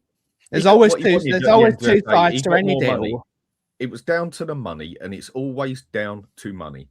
People like it or not, money is what makes the world go round. Everything and everyone, one way or another, has a price on its head, unfortunately. But that one's just life. Money is what makes the world go round. And with that one, I think he actually done a bit of a sneaky one as well, in the aspect of one way or another, he was going to be a winner. If he went to Spurs, he was going to Spurs and he was getting a better contract. He was getting more money. If he didn't go to Spurs, he was getting a new contract and he was getting more money. So did he even just do all this just to push it on the side to basically like, come on, Forrest, where's my new contract? Like you said, Ben, at the end of the day, we don't know what happened. And like others say on here and everything, money talks at the end of the day. And the only thing Spurs have to talk for now in the future, pulling power, is this money we do have. Yeah. So instead of spending 65 million on total crap and whatever, even if we have to take 20% off the money that we've actually got to spend on players, put it over onto the wage structure and everything, because I do feel the wage structure has been a big problem here. The only way Spurs are going to get very good players in is by paying over the odds now. We have to pay over the odds now. Or we have to get some super scouts in, basically, who can find the rough cut diamonds and do what Brighton does. And we used to have people like that. We had David. Yeah, I know David Pleat is getting on a bit, but it doesn't matter if you're 20 or if you're 88. If you know a good footballer, you know a good footballer. There is the problem, Ben, of where Spurs fans don't, in general, different opinions again, know what they actually want for the club, or do any of us actually even know what this club is and about anymore? Because there'll be a lot out there saying, yes, go and get the rough cut diamonds out there. Go and get them good. We can find them. We need a better scouting system. Others will be sitting there saying, we're a big club. We shouldn't be doing that. We should go out, put the money on the table and go get a good established player in there. Again, do fans even know what Tottenham Hotspur is about apart from earning money anymore? Is there this set way of that Spurs are meant to play football? Is this set way that we're meant to be a club like go and get the big boys in, go and try for this, or do we just cut for the small diamonds? Do we do a bit of what do we do? What are Spurs? It's very, very difficult to say because there are still Tottenham fans that romanticise about the Tottenham way of playing. But I will then bring up as a younger fan. Yes, I am a younger fan of 31 years of age, so I haven't seen many trophies. But all the last 3 trophies we've won, we won playing crap football. We won the League Cup in '98 playing crap football. We won the 2008 Carling Cup final playing crap football. And then we won the Europa League playing some of the worst football I've ever seen, but it got the job done. So in the 60s, when people romanticize about the way Spurs played football, we didn't just have players that played prissy football. We had the likes of Dave Mackay in the team. We had the likes of Danny Blanchflower in the team. We had the likes of I can't remember. It's not off the top of the head. It was leveled out, basically. It was level. There was enough. We had footballers. There was enough physical. You got we had footballers when they needed to roll their sleeves up, they rolled their sleeves up and they got on with the job. They got on with it. They took the rubbish out. They did it. They did it because they were better. They did their job, what they were paid to do. Get in there and do the job, make sure it's done right. But then footballers back then were footballers. They were men. So what do people want Spurs to do now, yeah? Because when I looked at the end of the last transfer window in the summer, the thing I've been calling out for a long time is just forget the situation we're in at the moment, yeah? The thing I've called out for a long time, instead of going and getting 5, 6 bang average players and maybe 1 or 2 with potential in that, go and get 4 established players who are known who are good, and then maybe take your chance with a player and get a loan in or 2, you know, to give yourself a bit of depth. It's the Conte method, isn't it? At the end of the last, but this is what a lot of people said they wanted. At the end of the summer window, okay, we made a couple of dodgy ones with Tell and that should never have happened. But if we're going to be totally honest, a lot of people was over the moon with Simmons. Even though you actually go and look at it, well, Chelsea didn't want him and others didn't go for him and that. But it looked like a player that we'd bought who played well for 2 years and we bought him on a very high potential level. And it looked like he had potential. Then we also get Paulinho. Everyone was over the moon with it. We get Moane. Now, I know a lot of people didn't like it, but then I think there was a lot of people out there who was quite happy with it as well because he was not a crap player at Juventus. No, he wasn't. And I think a lot of people, the attitude I had with it was all right, you know what? Fair play. He can do us a season and then we'll take it from there. Instead of taking your chance and wasting 50 million on a player, go get the loan in who can do the job and then take it from there. I'm happy with that. But Moane was probably the biggest screw up we've ever had. Who else was it we got? Paulinho, Premier League history. Moane. Who else did we get off of that? Tell. It's who else did we get? I can't remember. I've blanked it out. I've blanked it out. My memory is that bad. Way, when you look at it, this season is like that episode of Family Guy, isn't it? With the whole a lot of people said German history bit that we'd actually gone and got better players, but bought less overall. It just didn't work out. But then over the season, certain people were complaining all season that we didn't buy enough players. Now, I totally get it. We did not sink that team out in any means or manner, yeah? It's just all over the place. But what do we go and do this time then? What's going to shut people up or get people happy? Go and buy 4 established players with the 2 players we've already got that are going to give us stability, consistency, and help take us up in the ranks to keep building on this so-called project we've started? Or do we just go out and get another 6, 7 players, hit and hope, basically? Because we need I think we need quality over quantity. But one way or another, you're not going to keep everybody happy. Well, yeah, of course not, because it's subjective, Dan. That's the problem, isn't it? Because everything's subjective. One player that you might say, yes, I want him in. Other people might say no, because we've already had the discussion about Savinho this morning. So, like, I think it's so subjective with it. And obviously, people, you're saying, oh, these people were happy and then they're moaning. I mean, that's being very specific about if there's like a specific person. Again, we're sort of blanketing and generalising about people. But I do think that a lot of people thought it was like a mid kind of, like for me, it was like a okay sort of window, like a 5. I didn't think it was terrible at the time. I Yeah, thought like it was I okay. said, if I go back on my the anything I thought, I said I would say it was a 5. Like I wasn't over the moon about it, but I said, all right, it's all right. Do you know what I'm saying? So I think that, like you, I want quality. I think we need to do a lot of outgoings. Like there's a lot of outgoings because we've got players on loan and that. So I think there's a lot of outgoings to do. And I would definitely rather have quality, especially that front three. We need to make sure we get quality in that area and make sure that's where we sort of concentrate on spending any sort of bigger money, in my opinion, than to have lots of, like you say, lots of players. But we do also need a squad. So it's about balancing, isn't it? About balancing what we've already got with new players. And we need to be able to do that reasonably, sensibly, and and with quality. And can we do that though? That's the thing. Like, will we do it? The fact is, we want it, but will we do it? Yeah, that summer window, I heard more people be satisfied with it than dissatisfied with it, basically. Because when you actually looked at it on paper, and this is the difference again through looking at stats and actually watching them play, it didn't. The players we got, I mean, no one can go and tell me that Mawane was crap the season before. Now, I'm not saying he was excellent, but he looked better than Richarlison and Solanke. At Juventus, he was quite good. That's not hard to say anyone's better than Solanke. Yeah, but what I'm saying is it looked like it was better than what we had. I didn't hear that many people complain about it. Maybe the fact that we left him to the last day, yeah. Simmons, people was over the moon for it. Paulinho, that is the one I was extremely happy with. And yeah, then you had crap like Tel happen and whatever. But on paper, I don't think it was the worst window we had. Yes, we didn't go and buy excess players to fill up places in that squad as well. I agree with that. But there we go to the point again of what I'm saying. Do you want quality or quantity? And at the time, it actually looked like we went for better players than we usually would. The problem was, Dan, not the window itself. It was the subsequent window.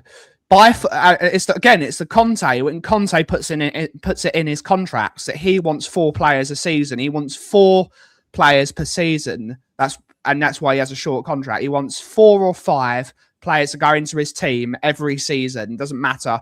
But Spurs should have bought 4 in the summer, 4 in January. Then we'd only need 4 this window, and then we'd only need 4. Then it's all about recycling your workforce, isn't it? When you have a workforce there for too long, it gets stagnant. You can't have. We've got too many juniors in the football club who are constantly having to learn, which means they're having to do things they can't do yet, and it's the problem with young players. And the reason we're having to judge the young players so much is because they are having to do normal jobs. They can't be a junior and learn off someone. They have to do the job. If they can't do the job, why are they there? I agree with that. They shouldn't even be in the team if they can't do the job. If they can't do the job, they shouldn't be in the club. We're not in the position. We're not in the position. When I open my shop in about a month, I can hire a junior because I can do everything. I can do everything. So I can teach someone what to do. But if there wasn't a me, you need someone that knows what to do. But you can't take a day off and rely on him to go and do the job for you. No, I can't take a day off. And so you need someone that knows what to do. You don't leave someone in your shop that doesn't know how to count the till at the end of the day. But we have to get rid of this excess crap as well now. I think getting rid of the crap is just as important as players we need to bring it in. If not to an extent, more important in some aspects. You need to get rid of the egos out of the club as well. Egos, I don't, apart from Romero and maybe... Egos are not necessarily a bad thing, though, if it's channeled in a positive way. The bad eggs, you need to get rid of the bad everyone has an ego. Every single person has an ego. No, just some stand out more than others. Some are more in your face than others. Some people have an ego that is justified. Ronaldo had every right to walk over that pitch and look down at everybody 100%. else. Basically, he had. Because he's been there, seen it, done it. He earned that respect. Other players have got that right, but we seem to have players at Spurs who seem to think they've got the right to look down at other players because they've been quality when they really, really haven't. I'm still on the stage that we definitely need to replace that front three, the number 10, and I think we need to get rid of more than we actually need to buy. Yeah, especially as we're only playing once a week as well. It'd probably be easy to get rid of some of this as well. Whereas last season we got in by hook or by crook into the Champions League and didn't really fucking go into it. We went in with a Lidl's team to the Champions League. Lucky to don't disrespect Lidl, mate. Lidl's quality. Oh, Lidl has got some good stuff. Don't disrespect Lidl. Like, down the middle aisle, mate, you can always, I can go find a turbo for a fucking GT Cortina or something like that. What's this doing here, kind of thing in the middle bin. But like, Lidl's a bloody good supermarket. He just needs to know how to use it. Yeah, but do you want Spurs to keep shopping at Lidl's? I wish Spurs were shopping at Lidl. Spurs are shopping in the bargain basement aisle of some get Spurs bucket under a bypass. My local corner shop. Don't disrespect the local corner shop either. They do their job. Oh, not well. They do the job. Especially through COVID, my local. I don't know where Spurs are buying their stuff. It ain't a quality establishment. Well, my local corner shop's open Christmas Day, mate, for 6 hours. Yeah, you can't disrespect Boss Man at the corner shop, man. Like, come on, what are we doing? Boss Man knows what he's doing. Right. I've got to shoot anyway. Cheers, Mark, for having us on. All right, Dan. See you soon. Thanks, mate. Thanks a lot, mate. We're going to wrap up shortly. There's just one question I just want to ask the three of you because it's coming from Kev on his membership. It's just, what will make you think ENIC are changing? And obviously we'll get differing views from the three of you. And Barry followed that up by saying, what makes you think they will spend this summer? Sort of the same thing, but whoever wants to go first. There's Kev's part of the question again there. And Barry followed it up with that one. So whoever wants to go first, whatever your thoughts are on it, really, because, for me, it's... What would make me think this changing? Damn. Go on, Corey. Go on. Act like the Gooners did a few years ago. Start ripping up the contracts of the bad eggs and the players that aren't making it. Start getting rid of these players instead of trying to get a profit on them or trying to sell them for something. Just say, right, we're done with you. Here's your payoff. Leave the club. Take a hit. That's what make me think these guys are actually starting to think they're actually interested in the football side of it. As for spending, let's see what this lot want to dig up. Because remember, we were given that £150 million war chest a few seasons ago and did. We can't make the excuse that ENIC don't spend money, though, Corey. It's what they spend it on. They spend money. When you're spending it on players like Gray, Bergvall, Tell, Odebear. Oh man, don't. The only reason why Tell was bought at Bayern Munich is because they looked at a Scouts video on YouTube. Tell is not a very good player. I don't care what anyone says. He scored this many goals this season. Nah, he's not a good player. He can't take a player on. The reality is, ENIC, one swallow does not make a summer. Yeah. And at the end of the day, we won't know if ENIC have changed for at least 5 years because they can't just do one amazing window and then have four shit transfer windows. They've got to be consistent with what they want. There needs to be a pathway built for the young players because, as we know, there is no pathway for the youth players. There isn't a pathway. Many people that have worked with the club, there isn't a pathway, and they're buying players from other clubs and sticking them in front of those youth players. So there needs to be a pathway. Spurs need to use their academy, even if it's not for players. Sell them. I love Jamie. Sell him for £5 million if you can get 2.5 million, 5 million for him. That's 100% profit. Sell the likes of this player for this money. Use the academy for the PSR if they're not good enough, and then believe the ones that are. Luca Williams-Barnett is apparently the pick of the bunch, but they say that about every youth player at Spurs that they're the pick of the bunch. We've got to start seeing them. it takes a long time for a business it's like an aircraft carrier. An aircraft carrier doesn't turn on a dime. It takes a while to turn it. So we need to see a more consistent plan, more consistent set of managers. With Spurs, it's defensive, attacking, defensive, attacking, defensive, attacking, defensive, attack. A consistent plan. If we replace Roberto De Zerbi, another attacking manager, and then after that manager, another attacking manager after that. Sporting directors that see this, then also see this, rather than a sporting director that sees this, and then that, and then this, and then that, and this, and it's got to be a consistent pathway. It's got to be. That's the only way, if you know ENIC could change, is they've come up with a plan and actually stick with it. Because as we know with Spurs, the moment something gets hairy, they rip it up. They rip it up and start again. We need to start seeing a consistent plan with what they want to do. I'm willing to give them time, even though I am someone that's an ENIC out person. And I've been at every protest, from 3 people turning up at a protest to 2,000 people. I've been at every protest. I was there. Pouring rain, the sunny shines.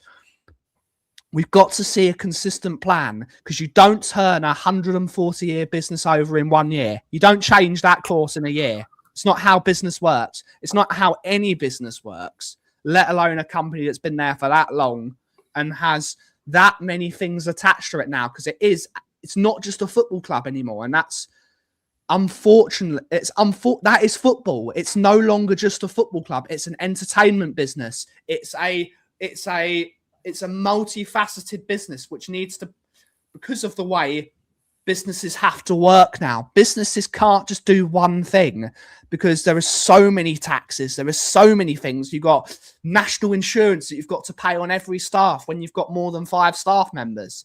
There is so much money you need to make that we need to all these things. And it's okay to have loads of forms of income. Income is good. And I am someone that likes to say to people, don't be upset when people try and make a bit more money, because you need money. Making money and aspiring to make money is a good thing. We don't want to be the politics of envy, of being annoyed that other people have things that others don't. But we need to have a pathway to go forward. This is where we're going to go, and we're going to stick with it. That's what ENIC needs to do. But most importantly for now, get a good set of footballers and build round a style and build round a plan. Build a plan, and then people will get along with it. If they can see that a plan is being fulfilled, they will get on with it. Yeah, fair play. Go on. For me, it'll be actions, because I feel like that words are just cheap at this point. They say lots of different things and never really kind of go through with it.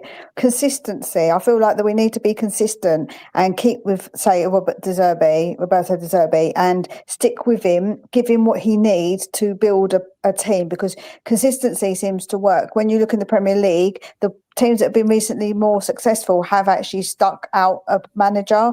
And I'm not just talking about them down the road. I'm talking about, look at a Klopp. I know they're bigger teams, but even someone like Eddie Howe, although Newcastle fans are a bit kind of thingy with him now, he has done well. Crystal Palace, they've done well under Glasner. So I feel like sticking with a manager is really important, the right manager. And I think De Zerbi is the right manager. So I feel like we need to stick with him and come up with what he needs to be able to do the best on the pitch, and actually actions, sell players, make sure you do get these players that have been here for years out, that don't want to be here, get them out. Those sort of actions, I think, will show that they mean business. And like what Ben said, that's going to obviously be over a period of time. It can't just be one summer. It's got to be multiple summers, multiple Januaries, where they actually do what they need to do in order to help De Zerbi get to the best possible place as possible for us. Like for me, that would be competing as like in the league. I'm not the league, obviously Europa League place, whatever. But for me, going into cups and being serious about these cups and actually taking them seriously to try and win trophies and to do obviously the best you can in the Prem.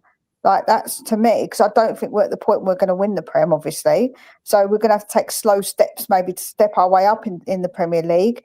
But he needs to obviously have the tools and the equipment to do that.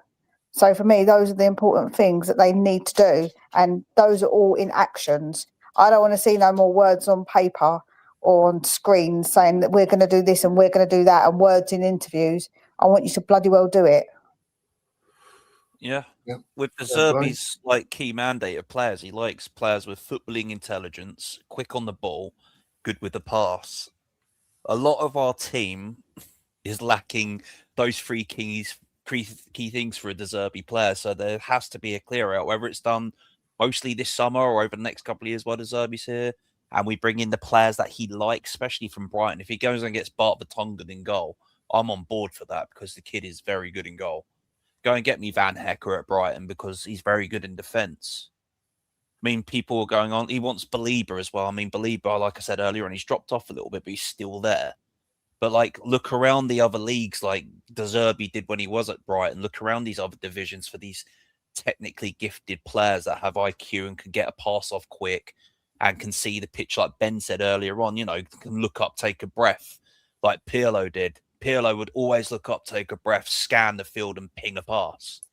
The guy had a clock in his head for how long he held that ball in his feet. So that's what we need in our team for a De Zerbi style. And a lot of these players don't fit a De Zerbi style of play. So it needs to be done, trickled in over the next 2-3 transfers if he stays here while some of these players are moved out. Yeah, fair play, Corey. Fair play to all of you for explaining that one. Appreciate that.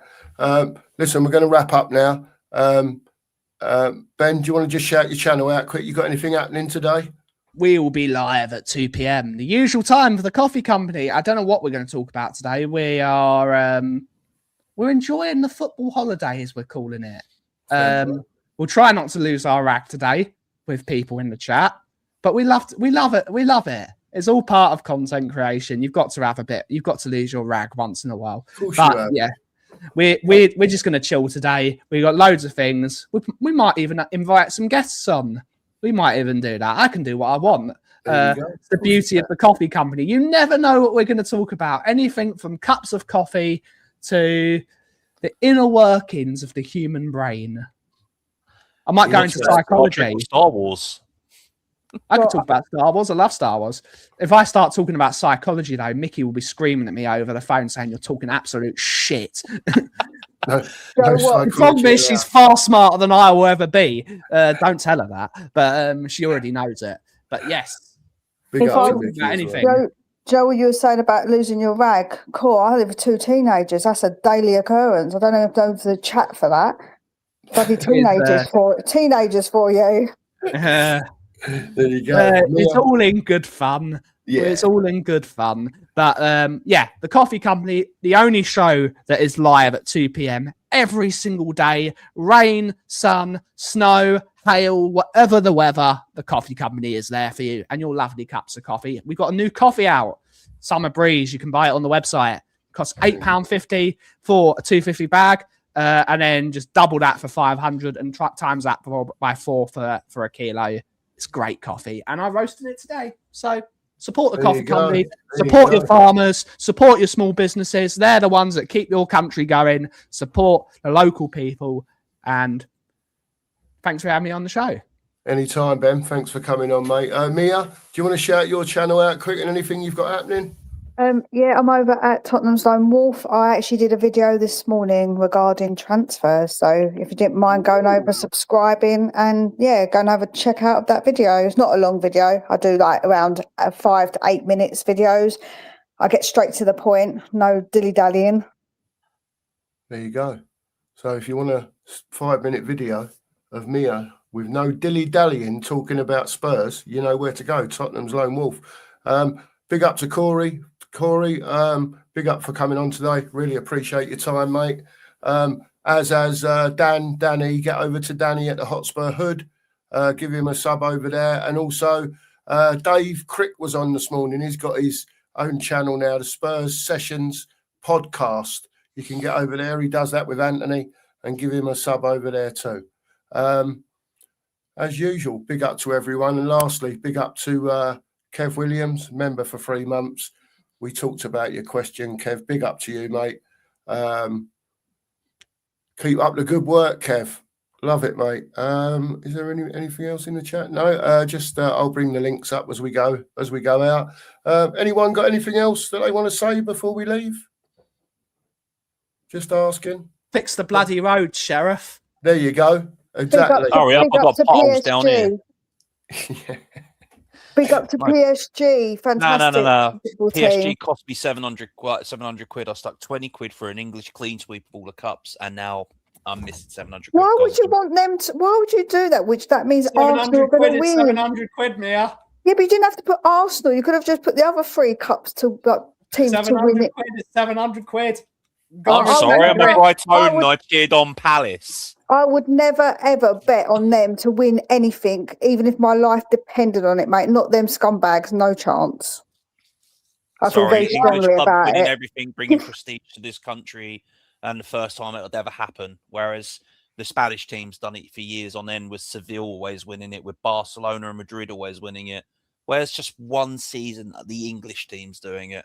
Oh, I don't As care. much as I hate Palace and Arsenal, I still cheered on Palace, and I'm a Brightonian. Fucking hell. At the end of the day, Corey, fuck Arsenal. Yeah, fuck Arsenal, but still. Fuck Arsenal. I'm out 700 quid from a 20 quid bet. Like, it is what it threw is. my water bottle on the floor. 700 quid is 700 quid, but fuck Arsenal. If they'd taken that penalty running up like that, I instantly knew that prick had missed it, so I turned it off.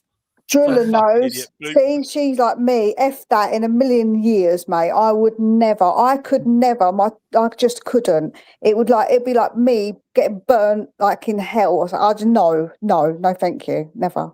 And on that note, yeah, all I can say is there's just a little phrase. Thanks to everyone for being in. Thanks to Kev for his membership today. Thanks for everyone that's been on. We will be back as usual at 9:30 tomorrow morning for the breakfast brunch. So make sure you all get over there.